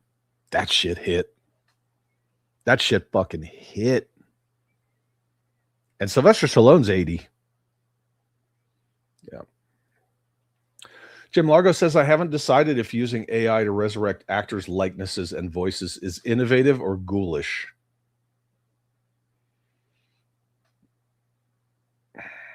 I think it's all in the intent and the delivery. Seeing young Princess Leia in Rogue One, she just says hope. I'm okay with that. I don't know. I guess it just depends, you know. Ladies and gentlemen, my good friend Kenzo Creations. I found a Snake Eyes movie figure for you, Chad. I know you wanted one.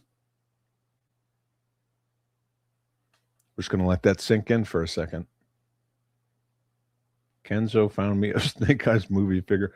I have one sealed right up here on the shelf. I have Scarlet. Yeah, she's right up there by Voltron. Yeah, so I don't know if you can see it. No, so here is right? There's Masterpiece Prime. There's a bunch of my other Transformers. Right here behind my Cobra Crimson Attack Tank, shout out to Jeff W., is Voltron and Scarlet. Yeah. So, yeah, she's up there. Mm-hmm. I do have classified figures. But what character is it, Kenzo? That's right. That's going to be the make or break. What is it? Don't block me. Never. I love you too much. I wouldn't block any of you motherfuckers. I don't block anybody. My mods time people out when they do dumb shit. I don't block anybody. I do have a couple of channels hidden from my channel, like Viper Island, etc. Only the nefarious ones. Yeah. Again, remember, intent and delivery. There's a big difference between like being a hater and a hate watcher and someone who's nefarious, right? You guys know what I'm saying? 50 reels a day, a little nefarious. Yeah. Chad, if you scroll down in that IMDb list, you'll get to his earlier stuff. You better slap a fucking please on that. How about that? Fine.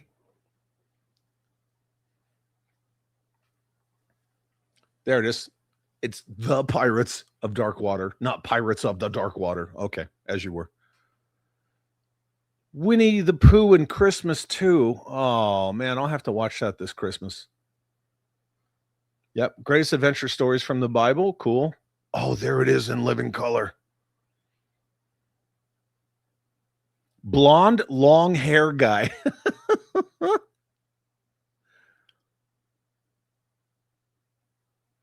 See one episode.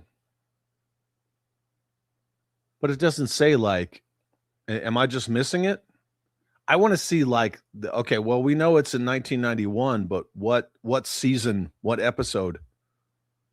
Some bitch.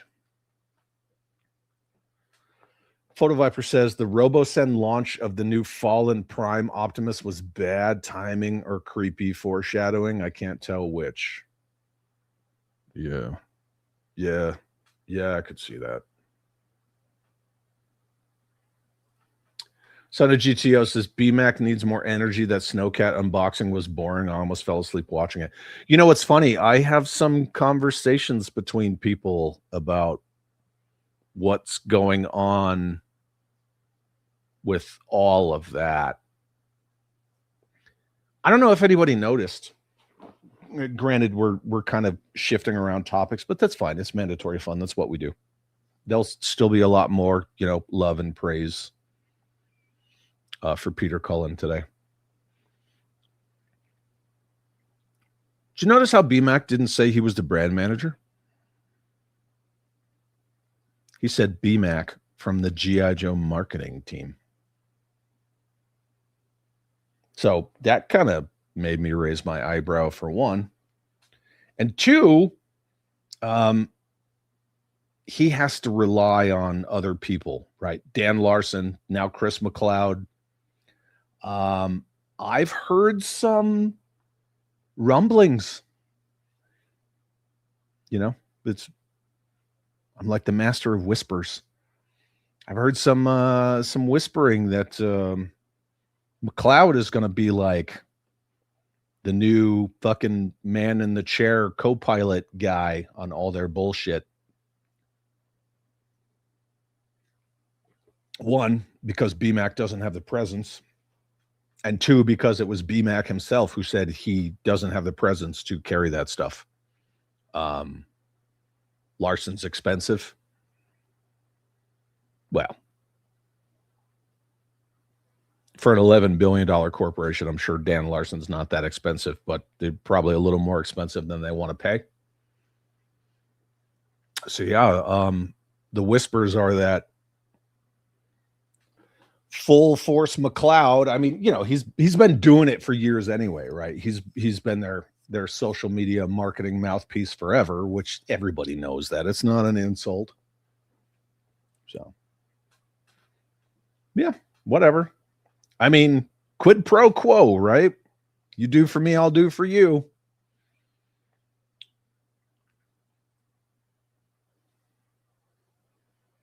The Last Drive with Walker and Vin Diesel was classy.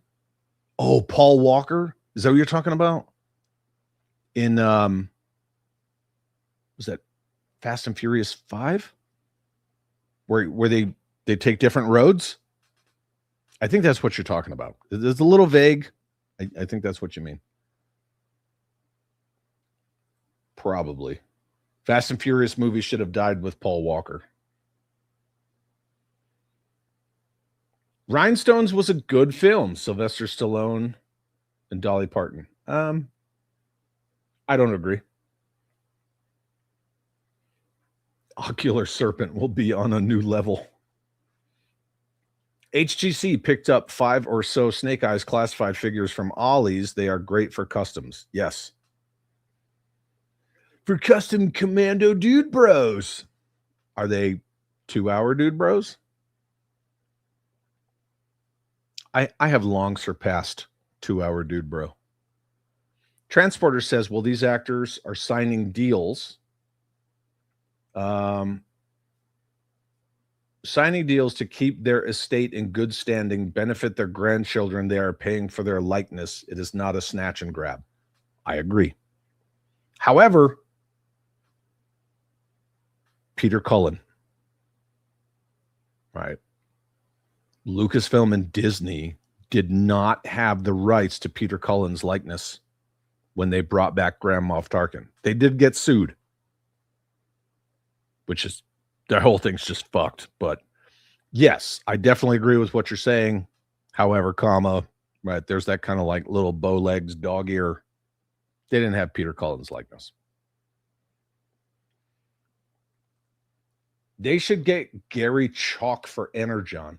He voiced Optimus Primal in Beast Wars, Beast Machines, Armada, Energon, and Transformer Cybertron. Get him for what, though? Prime? I don't know.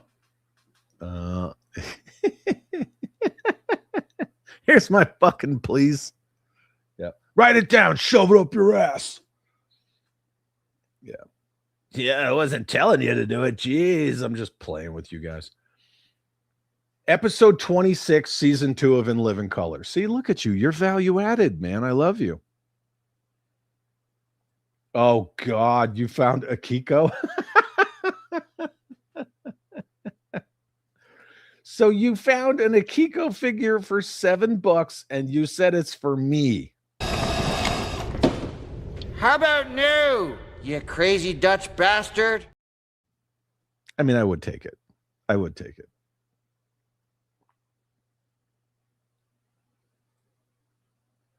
Fish 50 reels a day and they post when others go live. Who cares? You know what I mean? 610 said McLeod was better than Larson. I'll take it. There you go, man. There you go.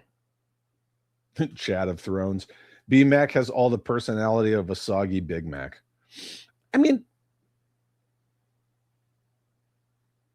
individual results may vary. I always fall back to that statement. Individual results may vary. Not everybody is comfortable, you know, like staring into a camera or anything like that. It is what it is. Dan says, I heard some rumblings in my tummy, like Winnie the Pooh and Eeyore too. CJ says, Larson is as boring as B-Mac. He isn't worth $1. Well, I mean, he doesn't have his Wikipedia script and his producer to church it up.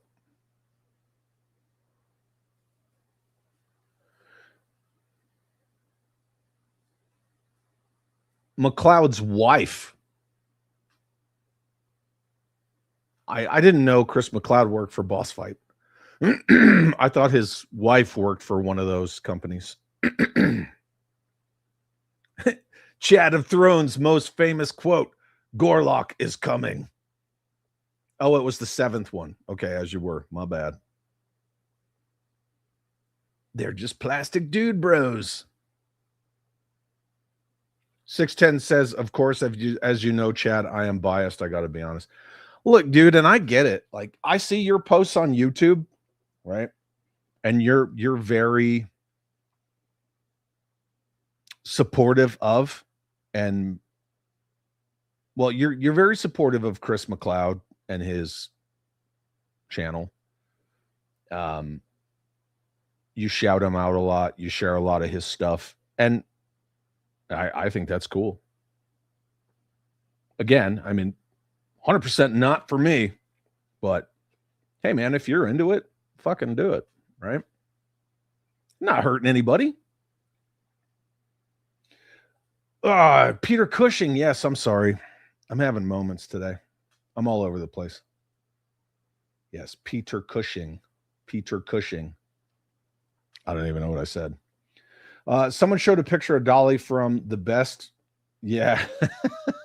little blank house in Texas. I forgot about that. And pointed out this was the same time she recorded Jolene. I wanted to know what the heck Jolene looked like for her to be a threat. Larson was too busy cutting his short sleeves. I don't even know what that means. Did you? See? There's one other dude that I gotta bounce that off of. But I mean, at the end of the day, I really don't care. I did frame it as I heard it as whispers. So I'm not saying it's fact. Ken the Band says yes to bring him in for Optimus Prime. He's done several series as Prime and understands what the fans want. Okay. I mean, that's an option. Or Hemsworth, right? I mean, they did establish Hemsworth in Transformers 1, which, you know, could be a prequel. I have no idea. They both work for Boss Fight.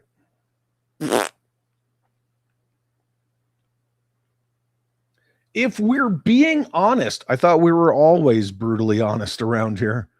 Look, honesty, it's a show of respect. That's all honesty is. Good, bad, or indifferent. You respect someone enough to be honest with them, right? Authenticity, integrity, those are our currencies. Never bullshit a bullshitter. I've always believed, like, you just got to be honest, man. Some people may not like it, and that's fine. All those Hasbro streams are painful to watch live. None of them should be allowed in front of a camera. Man.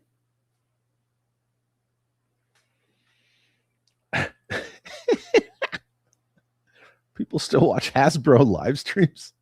I don't know. I guess. I don't. 610 says, I may be wrong. You may be right. You might just be the lunatic I'm looking for. Turn out the lights. Anybody? Little Billy Joel? I am of the understanding Dolly recorded both I Will Always Love You and Jolene on the same day. I mean, there's a 50-50 chance you're correct, right? Right? Yes. One or the other. It's going to go one way or the other. Now I want to go see that episode of In Living Color with him. I absolutely do. Tailspin? Oh, man. Tailspin was awesome. Dixie's Diner. Fantastic Max. Fucking Smurfs. He was the marsh monster. And this additional shit. See, it doesn't expand it. Whatever. I apologize for the ads, but, you know, IMDb, right? So he was the marsh monster and gluttonous something or another. Let's see what this says. The Smurfs are tiny blue creatures that live on the planet Pandora.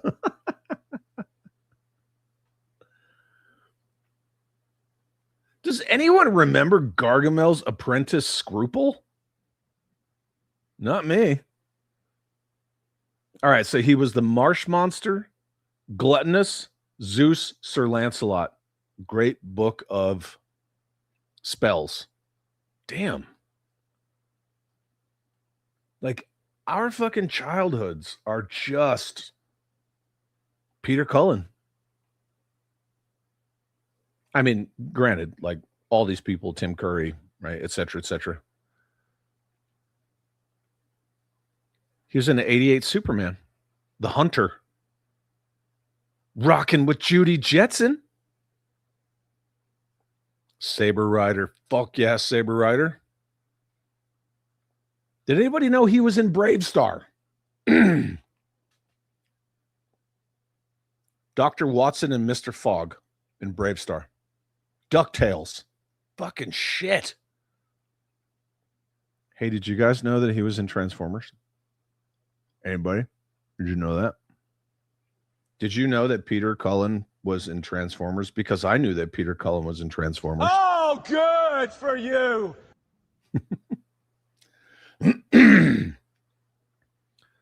Good Night, Saigon was one of Billy Joel's best. There you go. Everyone does like to watch a good train wreck, yeah. Everybody loves a bloodbath, man. Yep. The ska cover of the Tailspins theme song is fire. Nobody likes ska, Jeff. Nobody. Jim Largo says, I've switched to Shadow Nose Network for toy news. Most other YouTubers are too biased one way or another. Shout out to Alex and Chet from Shadow Nose Network. Duke Sir says, best little house in Texas is my favorite. Dom DeLuise and Burt Reynolds pairing. They work better as enemies than buddies. I'll give you that.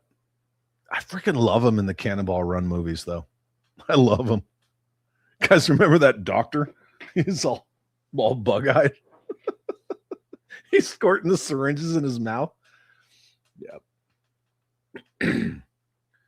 The closest I get to watching a Hasbro stream is watching Robo on Saturday. I have never seen Robo. I've never even heard that man's voice. Well, I mean, like, I've seen images of him, you know, like ZZ Top beard and like a scally cap, but I've never like seen him like on video or heard his voice. No need. I don't care about Marvel Legends or any of that other stuff. So, no need. Yeah. It is what it is. Dino Riders for the win. Yeah, and then Hal Jordan says ska makes things worse. Oh, it makes most things awesome. No, it doesn't. Ska is the feeling of getting, we call that fried moots around my parts as a kid at an Italian place.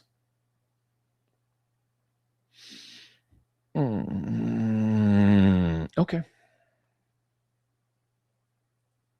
Here in Duckburg. Somebody get the next line. Race cars, lasers, aeroplanes. Somebody put it in there. Was Peter Cullen in Them Go-Bits? Hal says he was. Please expand on that. What the hell's a foofer?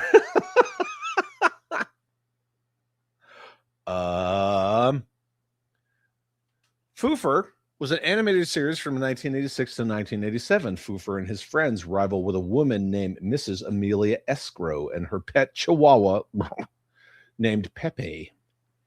Foofer, with his gang, occupies a mansion, 32 Maple Street. It's very specific, which is also his birthplace. Mrs. Escrow does everything to sell the estate. Get it? Escrow? Get it? It's probably not a banger. It's got a 5.9 out of 10. But again, right, you guys know critics. There you go, Jim. That's what a foofer is. Jack Ellum, the crazy doctor. He played a lot of characters in the old black and white. Yes. Yep. Boom. There's all the voices that Peter Cullen did in them Go Bits and Battle of the Rocklords. Mm-hmm. So Challenge of the GoBots and Battle of the Rocklords. Mm-hmm. Actually, it's called Challenge of the GoBots. Actually, thank you. There it is. Woo! Good job, CJ. I appreciate you, man. You don't like Marvel Legends? Oh, good for you. No, I don't. I don't. Not even a little. Margot Kidder also did a voice in that. In what? Because the last thing you were talking about was Challenge of the Go Bits. So are you saying Margot Kidder did a voice in Challenge of the Go Bits? Oh, he was fucking Tank?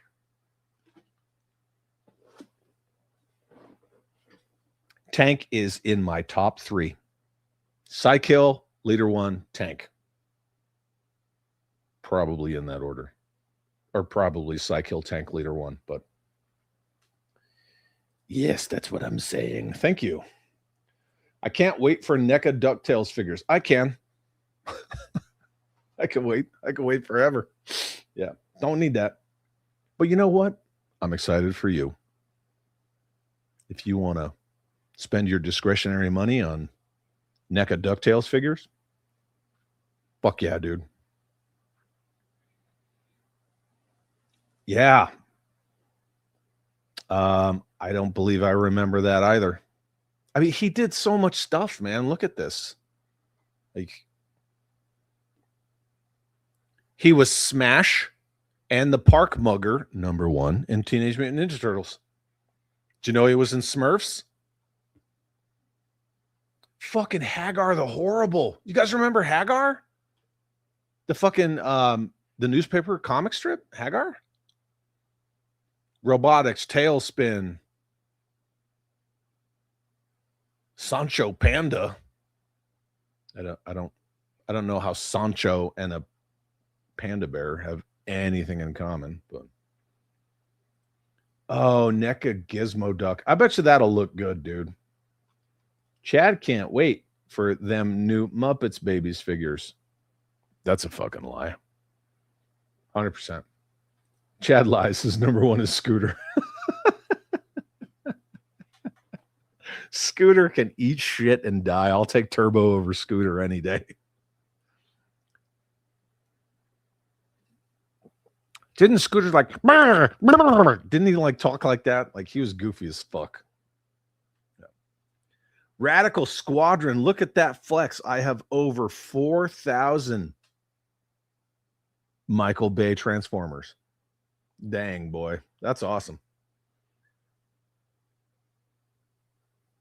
Hal Jordan says, I also didn't you know that a prerequisite for collecting Marvel Legends is to hate them and bitch about everything coming out, but buy it anyway? Apparently, that's a prerequisite for collecting a lot of stuff these days. Yep. I mean, there's a dude who makes that his entire shtick. Bitches about everything, buys it anyway. Mm-hmm. Probably a couple, but whatever. Yeah. Look, I will see your comment and I will add this. How about hating on people who don't like Marvel Legends? Yeah. I think it's also a prerequisite that you have to make your Marvel Legends characters like, Minecraft police officers and stuff because the message. Hey, NECA Muppets are great. I don't hate NECA. There is no emotional response. I just, even when I was in that panel at San Diego Comic-Con and everybody was losing their shit over Barney Rubble, I was just like, okay, like no hate. There's zero hate involved in that. Fuck, he was in Rainbow Bright? Is that in here? Give me a year. I think it would be around this time frame, wouldn't it? 80s? Brave Star, DuckTales, Power Masters. Jeff, did you know he was in the real Ghostbusters? Jeffy. Hello? Bueller? Damn. He was the fucking uncredited narrator of Sesame Street for one episode, 1987. The Predator. The mother bitchin' Predator. Look, this is why you can't trust critics and their critic scores. Who the fuck gives Predator a 7.8 out of 10? Huh? You mean like a 10.1 out of 10? Jeffy, did you know he was in Real Ghostbusters? You guys remember the robot chicken gummy bears where it keeps getting caught in a fucking bear trap?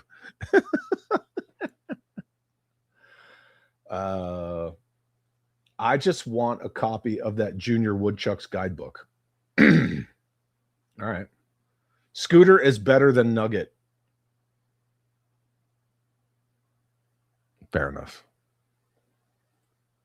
Dive. Is that the sub or is that one of the planes? There's a lot of GoBits kids. Yeah. Machine Robo. There's a lot of them. Isn't Scooter the same voice as Gloomer from Punky Brewster? Maybe. I don't know. You tell me. Yeah, please tell me. Side note, says HGC, I was able to beat the Chippendale NES game as a kid. I was legendary in my own mind then. Yeah. I will say that game looked good. Like the sprites on that game looked solid. They're real clean. Chad feels he is too cool for DuckTales figures. No, I don't. It's just not my jam, man. You know? But my favorite Muppet Baby is Skeet Skeet. I don't. Chad is eagerly awaiting the ramen T-Bob. All right. You guys think you're fucking funny now, huh? Right? We all got sad about Peter Cullen. We all celebrated the life and works of Peter Cullen. Now it's like fucking rip on the man. Okay. All right. 85 for Rainbow Bright.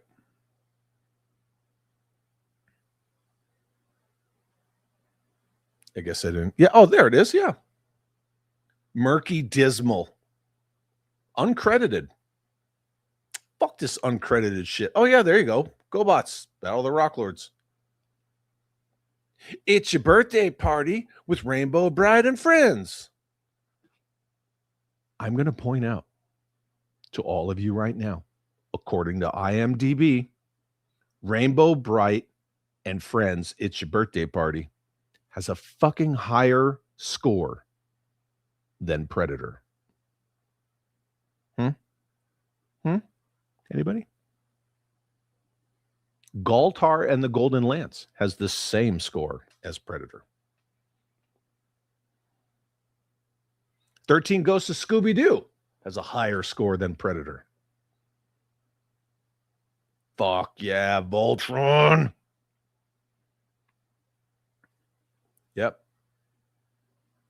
Rainbow Bright. Okay, yeah. He was in all the Rainbow Bright. He was recurring as Murky Dismal, but he did other characters. Dude, he was Felix Faust in fucking Super Friends. Dun, dun, dun, dun, dun, dun, dun, dun, dun, dun. Did anybody know he was in the Jetsons as Jupiter Juggernaut? He was in Heathcliff. Get this shit off my screen. He was in Heathcliff. Pink Panther. RoboForce, we talked about. Fucking Snorks. He was in Snorks, kids. He was in Cabbage Patch. Oh, I didn't know he was in Dragon's Lair. That's it. The man was on Three's a Crowd. Huh?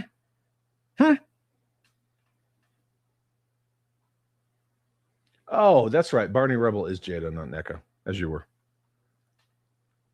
Yep. Aliens, and Predator figures are about all I like from NECA. That's right. NECA did a bunch of turtles and shit. Yep. That's right.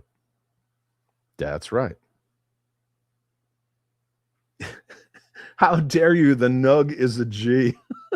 Yeah, that's right. Okay, it was the sub. Yeah.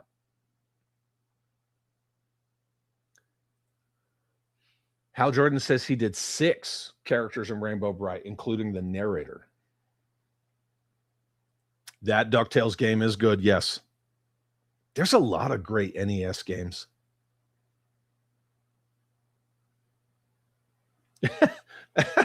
I like this. Headcanon says, I think it would be easier to just list the stuff that Peter Cullen was not in.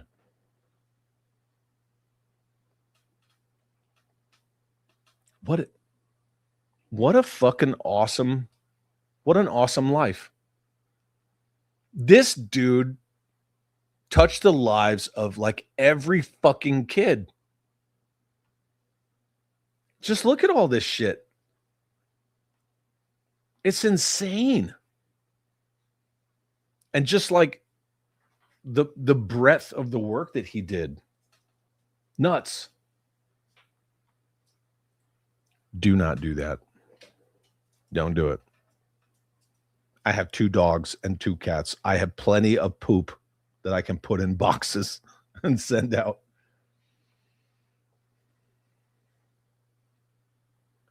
He was Dr. Destructo on that episode where comic book bad guys were jumping off the page. Wasn't that Straczynski? Straczynski wrote Babylon 5, right? Which, by the way, Star Trek Deep Space Nine is a direct ripoff of Babylon 5. CJ says, only Muppet Baby I will get is Animal. Hey, man, that's cool. Frank Welker voiced, is it Glomer or Gloomer? Whatever. And Scooter. I think we talked about Welker voicing Scooter.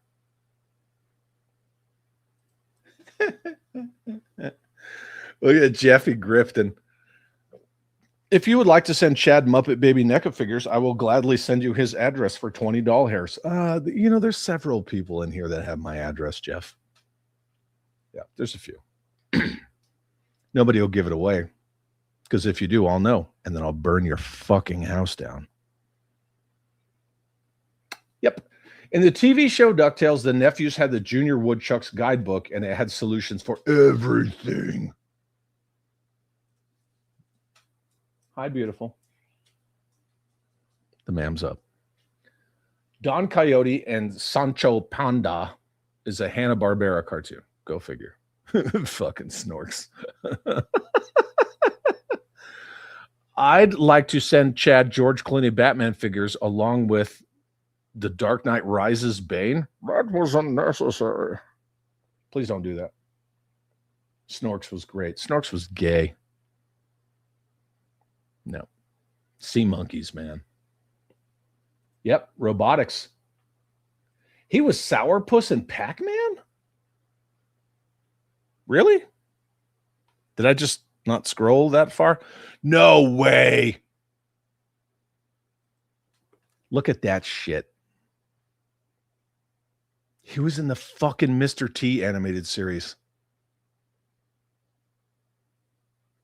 Dude. Get out. Yeah, I agree with Headcanon. We should talk about the stuff that he wasn't in. Guy was in fucking everything. Animated Dukes of Hazzard. Yep, there it is. Sourpuss, Christmas Comes to Pac-Land, 1982. Dude, he was the Hulk and Mysterio and Spider-Man and His Amazing Friends. Eat shit and die. I liked that show. Oh, he was in Meatballs and Spaghetti. Spaghetti. Fucking Plastic Man. He was a Plastic Man. Fred and Barney meet the Thing. No way, dude. He was it.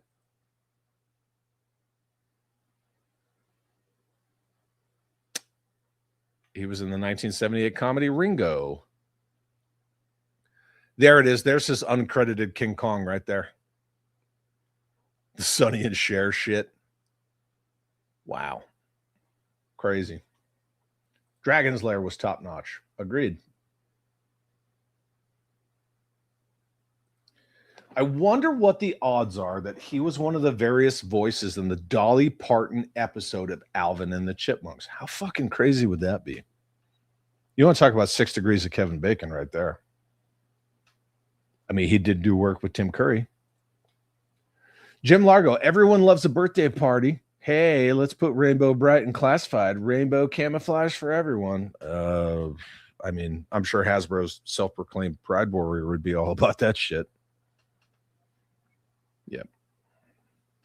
What did I miss while I was gone? Just a bunch of this stuff. Just going over all the crazy shit he's been in.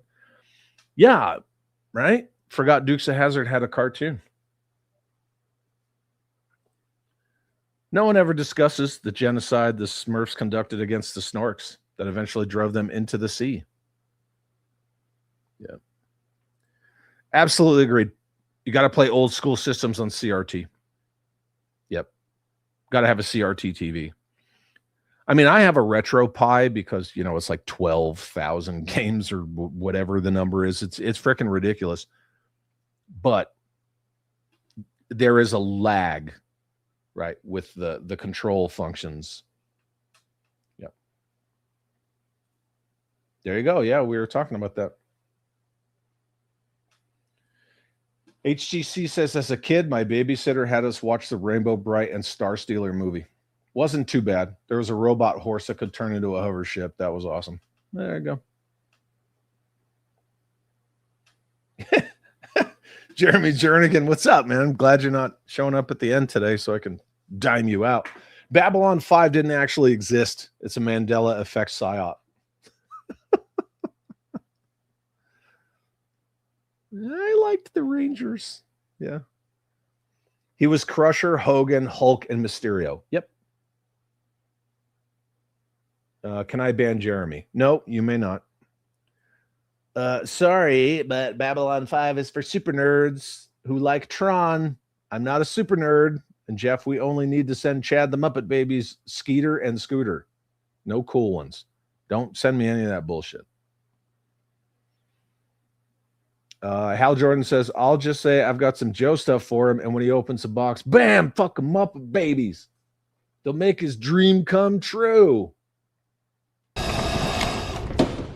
How about no, you crazy Dutch bastard? No, sir. I suppose you could then say that Babylon 5 is an idea from the OG Star Trek, like Star Wars was from Buck Rogers and Flash Gordon, et cetera, et cetera. Maybe, but the whole, you know, space station, last best hope for peace, blah, blah, blah, you know, on the edge of like a wormhole-y thing. That was Babylon 5. That was Babylon 5 before it was Deep Space Nine. However, I like them both. It is what it is. Snorks were water Smurfs. Yep. I'm not reading it. Just read it for yourself. Could you imagine somebody just snatching a snork out of the water and being like, yeah, baby? And I'm making the hand gesture. That's terrible. You need to put yourself in the fucking corner for a minute for that. This is fake news. Peter Cullen on record saying his most prideful work was indeed Snorks. No, it was not. Not even a little. Jedi Ben says, if we could get back Saturday morning cartoons, I'd happily welcome Snorks back into the fold. If we could get back cartoons. Yep. Kenzo says, side note, I actually did find you an animation cell of the B-Task for you and DD's nuts. D's nuts? Dude, that's cool. That's really awesome. Who did he voice in Mighty Man and the Yuck? Brandon Brewster. Yeah, millionaire Brandon Brewster uses a machine to reduce himself to only a few inches in height. Give himself superpowers, including super strength and flight. In this form, he's the costume crime fighter Mighty Man. He was Brandon Brewster. There you go. How about that? We all had the hots for Firestar in Spider-Man and Friends. The hots. Get it? Thank you, Jim. Take your victory lap. Yeah, I mean, it is possible, right? That he was on there with Dolly Parton.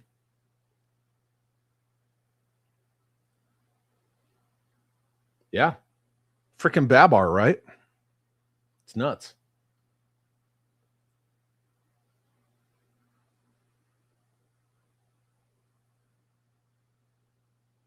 Oh. It does suck when people die. It sucks that certain people are still running around healthy, too.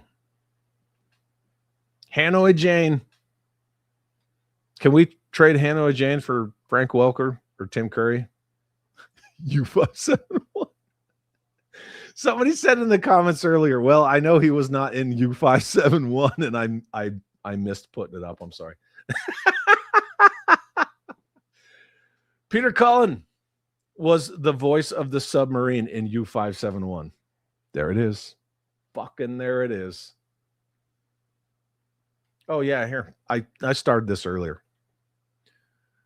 Dear Grim Reaper, could you please just take Jane Fonda and give us back everyone else you took from us? That would be greatly appreciated. Chris from Cutthroat Comics sent a $5 super chat. Thank you so much, Chris. Thank you. I'm sorry I'm a little late reading this comment, acknowledging the super chat. One, I truly appreciate you. Two, it was a rough start, right? It was a super rough start. Again, thank you. And Chris says, well, the positive side of things, tomorrow is Friday. Yeah, that is true. Thank you for the super chat. Thank you for the positive message with all the stuff that we were getting into right off the bat. Nicotronus earlier said, today is the least productive day I've had in a long time. Maybe since my own father died. That's rough. My heart goes out to all of you. Just the fucking middle part of that statement just kills me, man. I love you, dude. Bill Varos. It's 1400 hours. Do you know where the crazy activists are?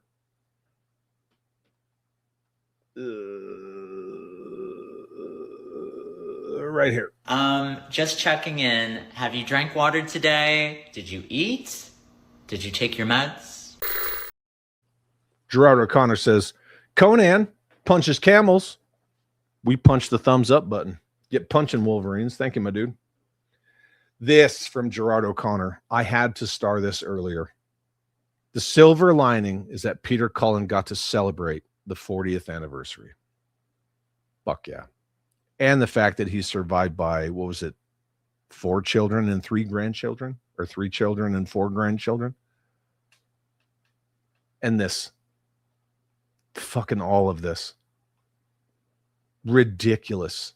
Just amounts of impact on every person's childhood. Doesn't matter what it is. From Rainbow Bright to fucking Predator to Voltron, G.I. Joe, Ghostbusters, fucking Chippendale, Visionaries. Did I say GoBots? GoBots, Transformers, everything. And Dixie's Diner.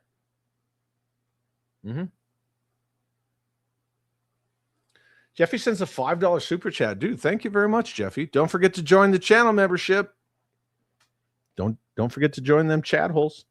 So Chad can throw cold coffee and stale smoke parties for his mod team. I will definitely do that for all of you. Thanks, Jeff. Appreciate that.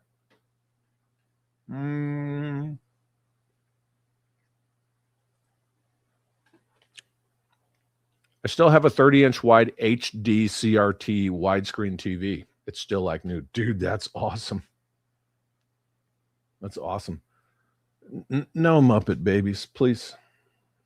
Chad, you want baby Gonzo? Remember that picture I sent you about the wrong shark? Ooby Dooby says Babylon 5 is like Farscape. I can't figure out how they got a second season, but I'm very glad they did.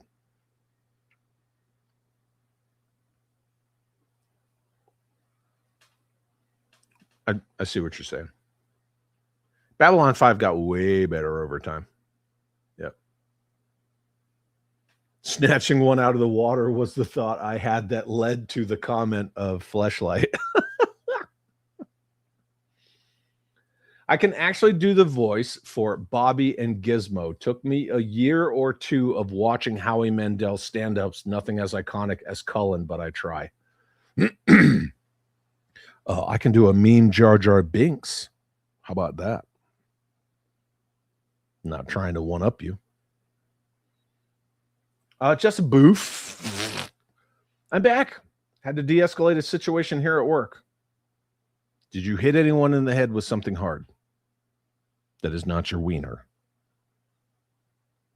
Viper Scout. Robot father died. Again, rest in peace, voice of my childhood. 100%. Giraffe also agrees. Yeah, Firestar was a smoke show. Get it? Get it? She was attractive and she was hot. Skyfall. Yeah, man.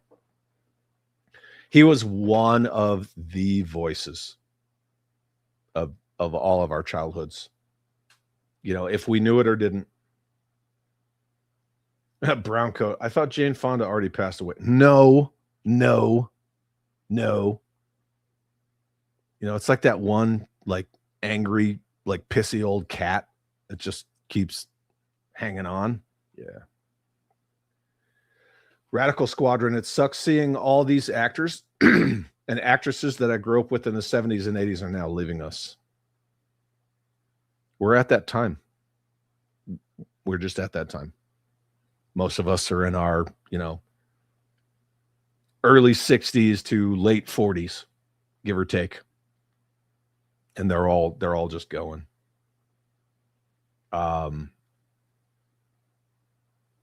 All of them recently hit, but Peter Cullen, Tim Curry, damn. Fucking Hanoi Jane. Yeah. It's crazy, like not long before the whole Hanoi Jane thing, you had Joseph McCarthy and everybody's saying like, it's just fear mongering. And then the Hanoi Jane thing goes down. Yep. He fucking knew. Hey, rumor has it that Peter Cullen was a fan of Sydney Sweeney. Now, see, kids, like, take note. This is how you do it.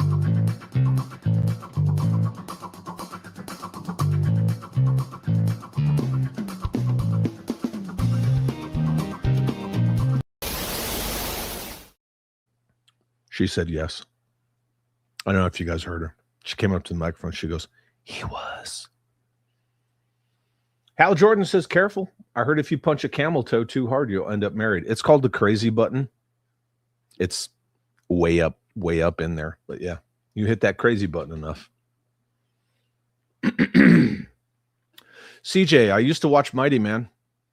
He'd sing and say things like blah, blah, blah, blah, blah, blah. He was a very 70s hero. And his dog, Yuck's power was that he was so ugly, his face would cause quakes. Oh, my God. Yep. 610's got it right. Jane Fonda will live on forever to torture decent Americans. Swoon. HGC. Peter Cullen did have an amazing life. That's all one could ask for, dude bros. Agreed. Right? He lives on through his children and his grandchildren. He lives on through all of his work. He lives on through all of the messages that he gave us as kids, especially as Optimus Prime. I mean, for all of us, right?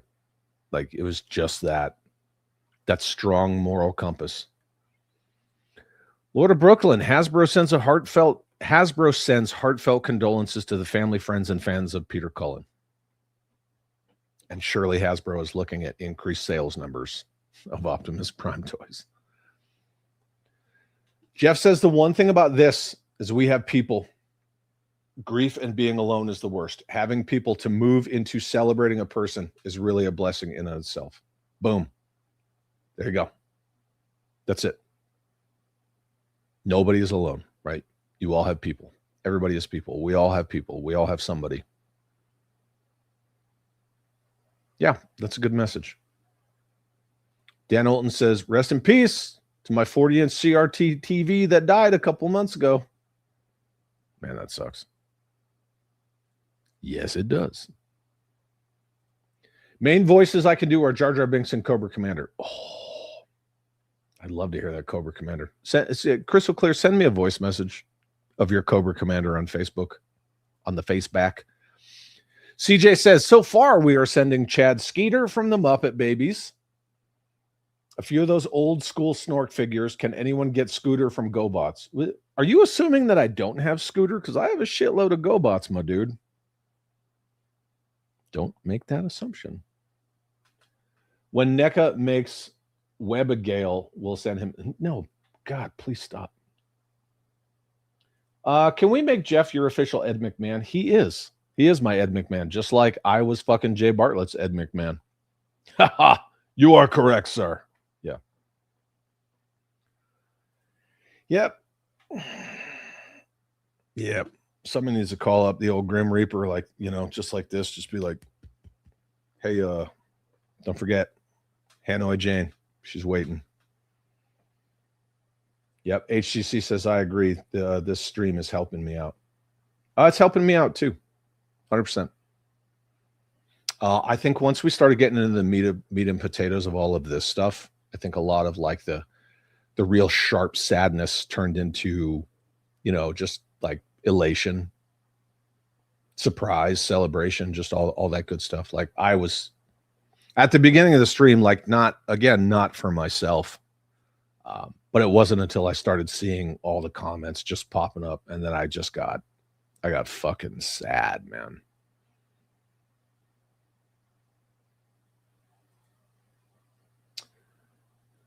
My good friend Kenzo is telling the Grim Reaper to stay away from Alan Oppenheimer. You royally cloaked boob. Hopefully I did that justice for you.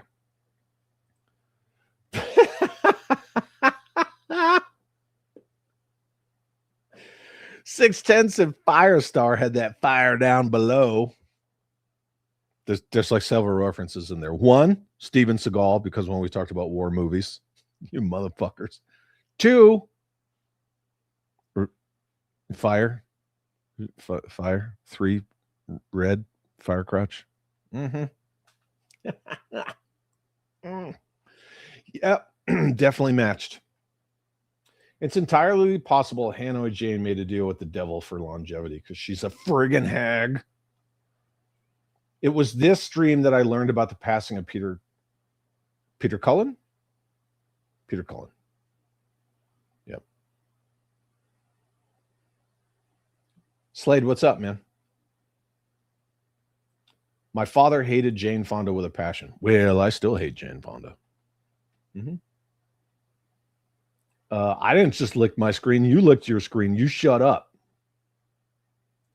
Slade says, Man-at-Arms Stranded is up on Mondo right now, along with Clawful. I got you, Radical Squadron. I'm with you.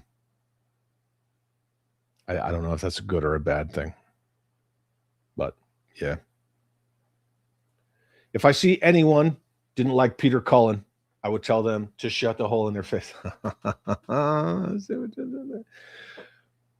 You know, before I get to that for you, Kenzo, and the rest of you who have this thing for the shut your mouth lady, how many of you think we're all going to be seeing dumb shit from the fucking scumbag activists and, you know, ideologically driven, hateful fucks about Peter Cullen? I hope we don't. I really hope we don't. But like I said earlier, I already saw some about Dolly Parton, even though she was never a quote unquote Trump tard or maggot or any of that shit. But it doesn't stop these people. People will believe one lie easier than if you throw them 1,000 examples of the truth. And that's shitty. Yeah, and that being said, whatever. Everyone does it. Now you can do it too. Shut your mouth. Shut up. Shut the hole in your face. Like that. Everybody thank Kenzo for that. CJ says Plastic Man Hour. Plastic Man, Mighty Man, Yuck, Fang Face, Rickety Rocket. Boom, there you go. Yeah, I know. Keith Richards still going strong. I don't know. What did we lose? Half of AC/DC, Ozzy Osbourne, on and on and on and on and on. And yeah, fucking Rolling Stones. Still trucking. The real question is, will Hasbro rush out another cartoon Optimus to take advantage of our loss? I don't know if they'll rush it out, but I'm sure they'll figure something out. Sydney has the same headlights as Optimus Prime. Also known as huge tracts of land. Marco, what's up, brother? Mandatory reporting. Happy to be here. The appreciation for the men who made G.I. Joe makes me value the IP even more. It's always been larger than Hasbro. Fuck yeah, dude. Did you see you were yesterday's comment of the day? Did you see that? You were. Nothing is larger than Hasbro. Nothing. Jane Fonda is the Grim Reaper. Maybe. I've been told I can do a dead-on Butthead and Hank Hill. My Beavis sucks. I refuse to attempt Van Dryzen? I don't know who that is. Is that the precursor of Hank Hill? The guy's like, you ain't the boys that have been whacking off in my tool shed. Is that guy? Yeah, she does. She 100% does. No, she's not allowed in my house either. I mean, if we're talking like the real, like flesh and blood person, I mean, maybe I would open the door and back up and lull her into a false sense of security, and then she would meet Odie. How about that? How about that? I don't know. 610 says, I wasn't sad until my kids started texting me upset that their Optimus had died. They grew up on the movies, but they fully get that he is my Optimus too. It's a great way to put that, right? It was awesome that he came back. And somebody had mentioned earlier that it was Peter Cullen's daughter that really talked him into going back for the live action Bayverse movies. And then, yeah, he stays the Optimus Prime for a new generation. 610, I don't know if you were here at the beginning of the stream, my dude, but originally we were going to talk about, independent toy companies and independent creators and, fans do the best work. I know that fucking Hasbro headquarters here is probably already mad at me about saying that, which it's true. And I woke up like an hour before the stream. And as soon as I walked past my kid's bedroom door, she's like, Dad, did you hear about Peter Cullen? I was like, don't. And she's like, yeah. And I'm like, fuck. And I just walked off. And I was like, well, I got to change the whole stream now. Had to. Crystal Clear says, all I will say is my dad said if he met her, he would have gone to prison.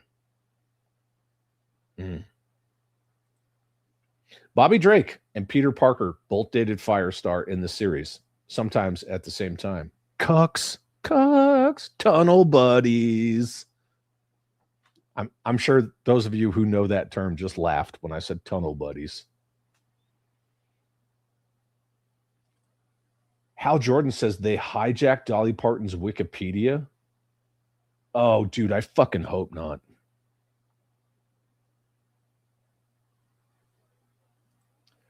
I already saw one for Tim Curry regarding a role of his from Sonic Saturday AM. in regard to like the fucking the agenda freaks. Dude, send that shit to me on Facebook if you can.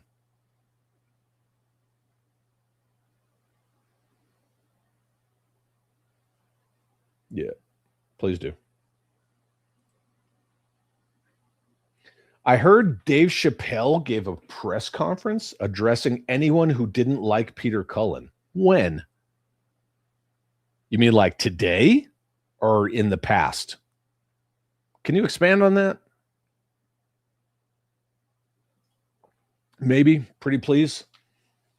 Do your job, Titan. Do your job. You guys are the chat. You guys are the shit. You're the rule. You're law. You guys educate me. And I love it. Marco loves to shut your mouth, lady. Who the frick doesn't, man? Come on, boy. No, Bat Stan. Hey, Bat Stan. Were you aware that Peter Cullen was one of the voices in Super Friends? Let me find it. It's in here somewhere. We were looking at there it is right there. Speaking of Bat Stan and Batman and Super Friends, there you go. Peter Cullen was in Super Friends. Gorlock is larger than Hasbro. That is true. Gorlock is. Oh, the precursor to Hank Hill was Old Man Anderson. Oh, okay. The hippie teacher. Thank you. I appreciate it. What's a Hasblo? How's a Hasblo? Poorly. Get it? Sci-Fi Swamp Man. I have to say, my dad was a truck driver. I didn't get to spend a lot of time with him. Optimus Prime and Snake Eyes filled that gap. I was wrecked when I woke up to the news. And then he goes on to say, you and the Chad holes made it bearable. I agree. First of all, thank you for sharing that. Second of all, I absolutely agree. Like, I was still processing it when I was changing thumbnails and this, that, and pre-intros and images and, you know, trying to frantically get it done in an hour. Dude, and as soon as I got into the backstage and I started seeing all the comments, like, I just got more and more and more upset. And it literally didn't hit me until I hit go live. But talking about all of this, you know, the impact that he had on all of us, like, you know, it stays with you. And it's important to celebrate that stuff. I know that when I die, I don't want a bunch of people all sad and mopey. You know? I mean, grief's always going to be a part of it to some level or another, but I don't want that. Crystal Clear says Optimus Prime is robot Chuck Norris. Yeah, in the Bayverse movies, they kind of made him Bumblebee, though, right? You know, Bumblebee was like robot Chuck Norris or fucking Snake Eyes or Wolverine. Like, oh, here comes Bumblebee. He's going to make everything right. Mm-hmm. Yeah, I'm sad Optimus Prime has become one with the Matrix. But, you know, we go on, right? Hasbro's known across the globe for obscene price gouging and ripping off their customers. I would say consumers. Hasbro's customers are their board and their stockholders, not the people who buy the stuff. They are not the customers. They are the consumers. The consumers feed the customers. Yeah. The customers are the company. That's my argument. By all means, I'm willing to have that argument with anyone. HTC says, I don't think my son knows Peter Cullen passed. He's a massive Transformers fan. Well, you know, I'm sure you'll be there for him when he does. Ooby Dooby, yeah, same thing. My dad was in the same situation in 85, 86. Optimus was my backup dad. How fucking cool is that? That shit is cool. CJ says, if the assholes say anything bad about Peter Cullen, it's best I not see it. So if they do and I show it, should I apologize or not?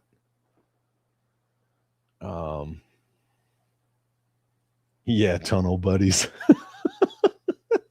Tunnel buddies. Sup? Sup, yo? Sup? Sup? Sup? Thanks for being here, Badadu. He's asking to. Oh, I see what you're saying. Yeah, Dave Chappelle did do a press conference on. What the fuck is it? Oh yeah, he did do a press conference. Thanks. I'm sorry. I'm reading a lot of stuff, man. It's a heavy day. Dave Chappelle did give a press conference earlier this morning regarding anyone who might say unkind words about Peter Cullen. You need to shut the up. That's what I do if I had no army. I would shut up. Shut the Yep. It did go over my head. But, you know, like, I'm doing 20 things at once, and we're all kind of poopy today. Yep. We do run Bartertown. All of us. We all combine to Master Blaster. Who's going to be the weird little midget on the back, though? Marco says, Lord of Brooklyn, I love how you stay in character. I mean, share with us the reports on your desk. Look, Lord of Brooklyn, 100%, man. Fucking always. Radical Squadron, I met Barry Bostwick at GalaxyCon in Oklahoma City. He said Tim Curry was a practical joker on set. Dude, how fucking cool is that? How fucking cool is that? We briefly talked on Tim Curry because Magenta and the other chick were with Barry Bostwick here in Albuquerque. We briefly touched on Tim Curry, and he just said how much he loved Tim Curry. And then he made me this. Even if your name is Chad, the good guys always win, even in the 80s. Yeah. When I asked him to do it, he goes, Chad? And I'm like, yeah, me, Chad. And he's like, oh, I thought you were joking when you said your name was Chad. And I'm like, no, it's my fucking name. Crystal Clear says, I sent you some screenshots. The disrespect was someone disregarding his role in the show. As long as they weren't calling him like red hat, Trump tard, the fucking Republican.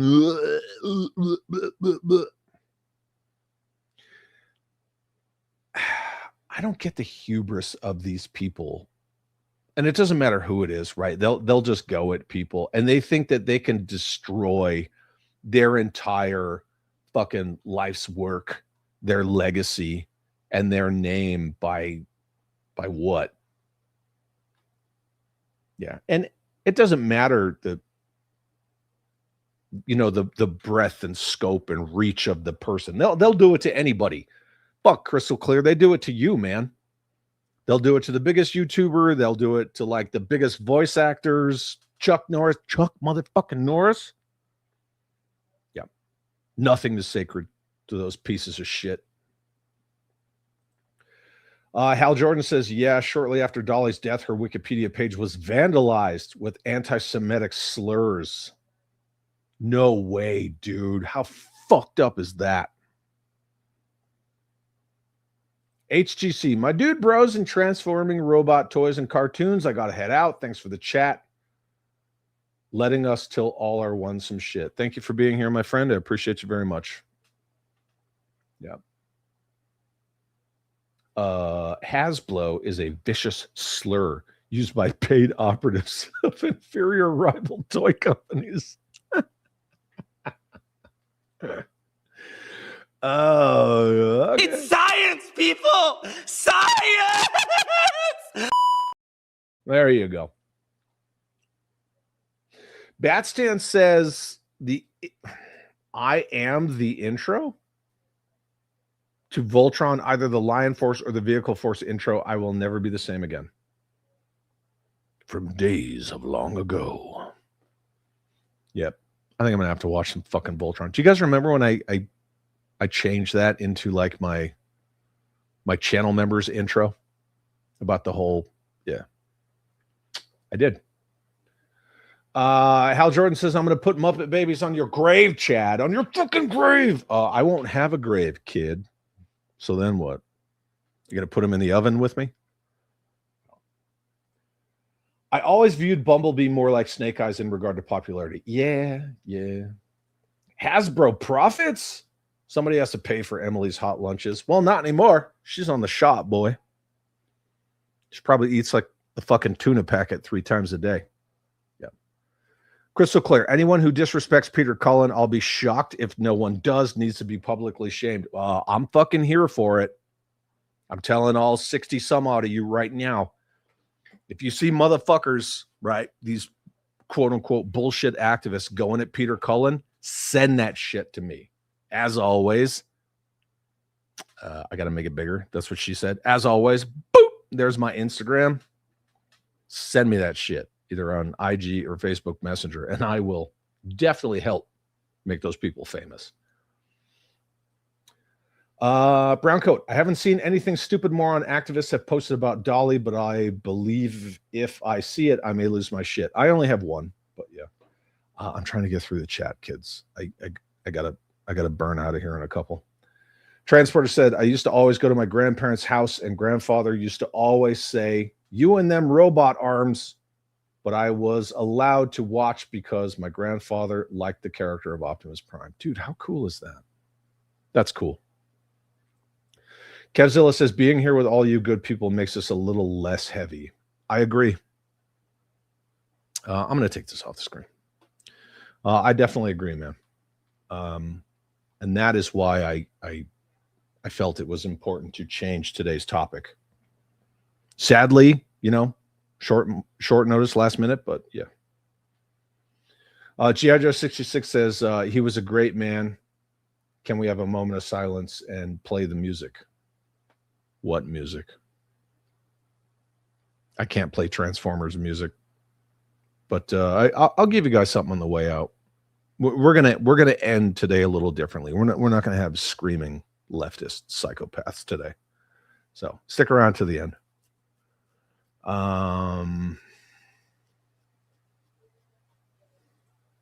Meow. Meow. I don't know what that's for. Jesse, what's up, brother? Says, that's right. Send it. Full send, man. You know it. On the way. If you know, you know. CJ says, no, you can show people bashing Cullen, but I'm going to hunt the person down and share my words with them. We'll see, right? I'm not trying to catastrophize or anything like that or sensationalize shit. We'll just see how it goes. Jim Largo says, being a stranger in a strange land, also known as an expatriate, also leaves me without anyone to share pop culture highs and lows with. You friggin' chat holes help tremendously. I'm glad to hear that, man. I really am. You know you're always welcome here, Jim. Yeah, I needed this too. Kevzilla says you did a good and right thing. No, thank you, man. Don't thank me. He wants the death of Optimus Prime theme from the movie. Negative.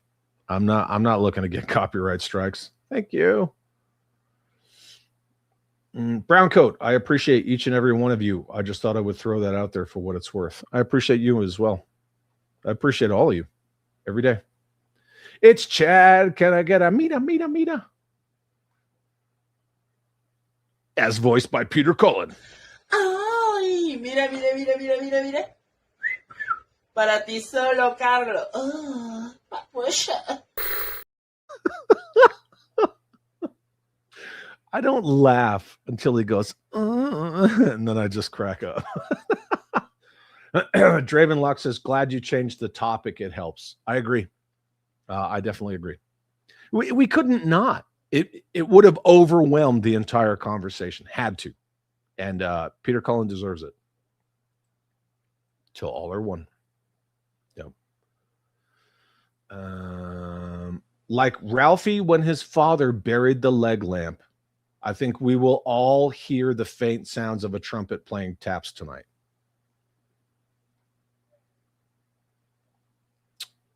No matter what installation I lived on.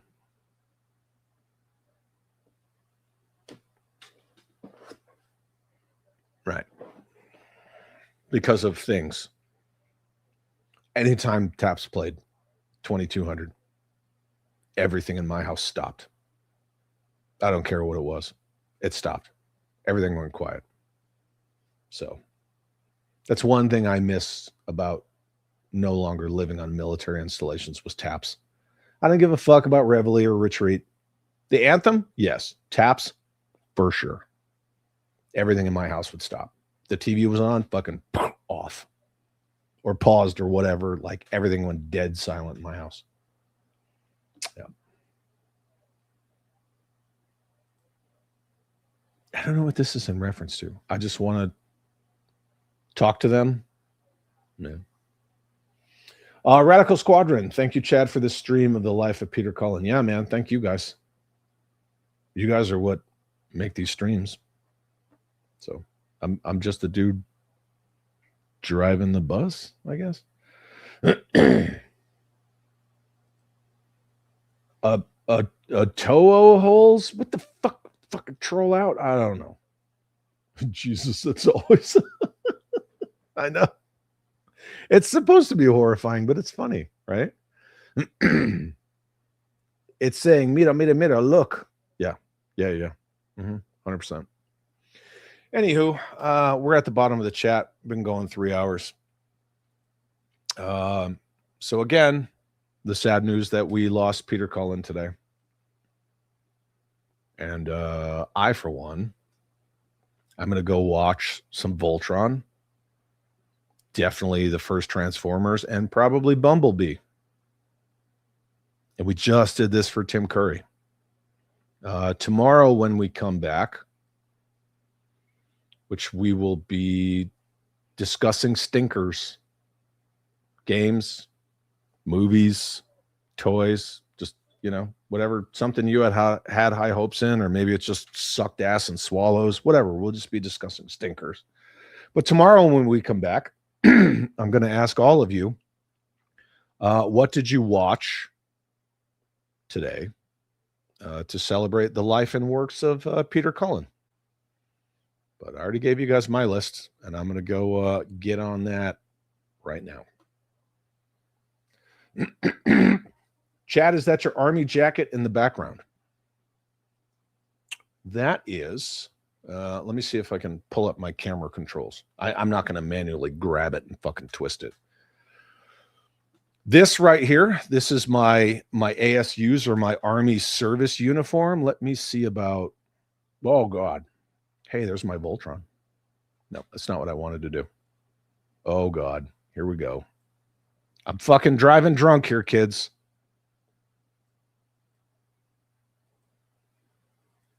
Yeah. Those are my army. That's my Army service uniform right there. If you guys can see that. I don't think I can tilt the camera far enough, but on the corner of this wall right here, so like right where these figures are all hanging right here, there's a corner. And I have the DFW G.I. Joe Action Figure Show 2025 sponsors banner hanging right next to it. But yeah, those are my ASUs. I don't ever really show those, but yeah. I can't hover a mouse over it, but yeah. The rank I was when I retired, the rank I was promoted to when I retired, my CIB, my Purple Heart, my shoots and snare German weapons qualification, all my fucking tchotchkes. Yep. Instructor, career counselor. Yep. All my combat patches. There's stuff that's missing from there. My overseas service stripes on the right sleeve, aka on this side, those little hashes, that's not accurate, and neither are my service stripes. But once I hit terminal, I never updated my ASUs anymore. So It is what it is. Maybe I can fucking holy God. Hey, I don't know what I'm doing. I don't know. What am I doing? Oh, hey, look. Yeah, there it is right there. There's the banner. The side of the room that you normally don't see, but somebody asked. Boop. Boop. I think that's good enough for government work. Okay. We'll just leave it at that. But yeah, those are my ASUs. Mm-hmm. Yeah, as soon as I retired, they got put in a shadow box. Oh, the Titan says, I am Optimus Prime. And I send this message to any surviving Autobots. Yep. Taking refuge among the stars. We are here. We are waiting. Oh, man. That's the end of the first movie, right? The hotties to nightmare fuel ratio is definitely out of kilter. Fix that shit. I think I only have 2 hotties, kids. I only have 2. I got the palate cleanser, aka Sydney Sweeney. And then I got this. Everyone does it. Now you can do it too. Shut your mouth. Shut up. Shut the hole in your face. Like that. Does that help? My good man Jesse says, with clowns to the left of me and jokers to the right, I'm glad to be stuck in the middle with you fine folks. Good song. Good use of that song in Reservoir Dogs too. Reflecting on mortality and life, I hope you all keep your friends and loved ones close. Absolutely. And it's kind of sadly ironic that yesterday we were talking about, if you got those siblings or parents or grandparents that are, they're getting up there in age, appreciate them, love them, call them, spend time with them. And then we lost Peter Cullen. So Ooby Dooby says, I too shall watch Robot Spaghetti 1 tonight. Yeah.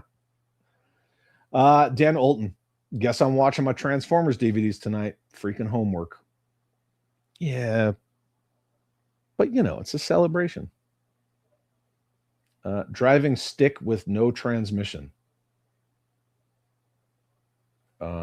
Radical Squadron says, awesome. I was in the Army before I went to the Navy. Dude, that's cool. Right on. I was always in the Army. Yep. I joined in 93. 19 years old. And I retired in 2024. So Nico says tonight will be Transformers the movie 86 in the final episode of TF Prime. Oh man, you're gonna fucking watch the death of Prime, dude. Ken the Band, thank you, Chad, in the chat holes. Today has been a gathering, a wake of sorts, where we come together to remember and honor someone who touched our souls. Rest in peace, Mr. Cullen. Fuck yeah, dude. Fuck yeah.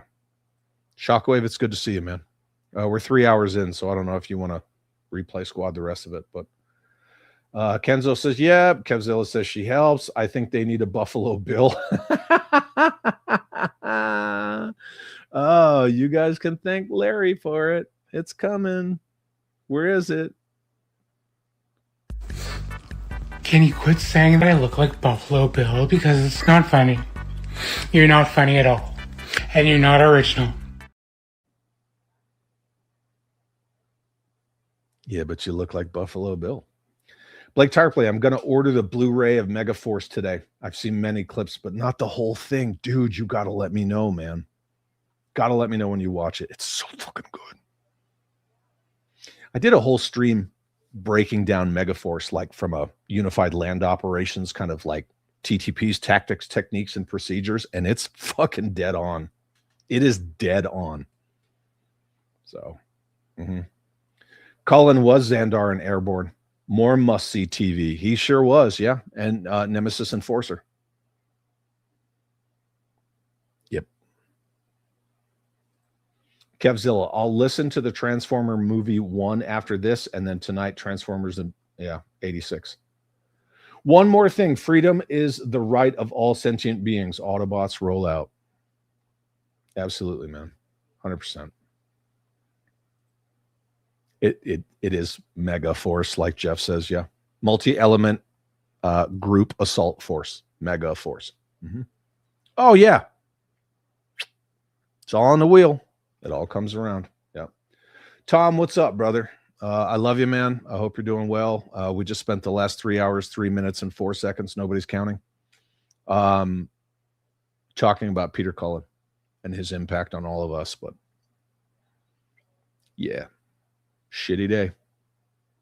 On top of Tim Curry and on and on and on and on and on. But we're all at that age, right? So, yeah. Anywho, I want to thank all of you for joining me today to celebrate the life and works of Peter Cullen. I am not going to see you out with the usual channel members outro with all the screaming fucking weirdos because it's just not appropriate. And I'm going to see you out with this instead. I will see you tomorrow for Mandatory Fun. Go watch something with Peter Cullen. Again, we spent 3 hours going over all the awesome shit that guy was in. So you don't have a shortage of Peter Cullen stuff to watch and appreciate. Yeah, I'm going to give you the old Jerry Springer. Take care of yourselves and each other. Till all are one. Remember, there's a thin line between being a hero and being a memory. His inner strength is without bounds. One should not be measured by size alone. Sometimes even the wisest of men and machines can be in error. The power of the Matrix will light our darkest hour. Hang on to your dreams, Chip. The future is built on dreams. Hang on.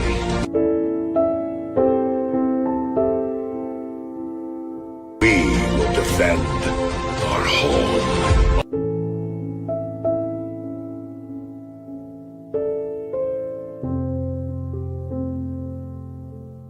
Autobots, roll out!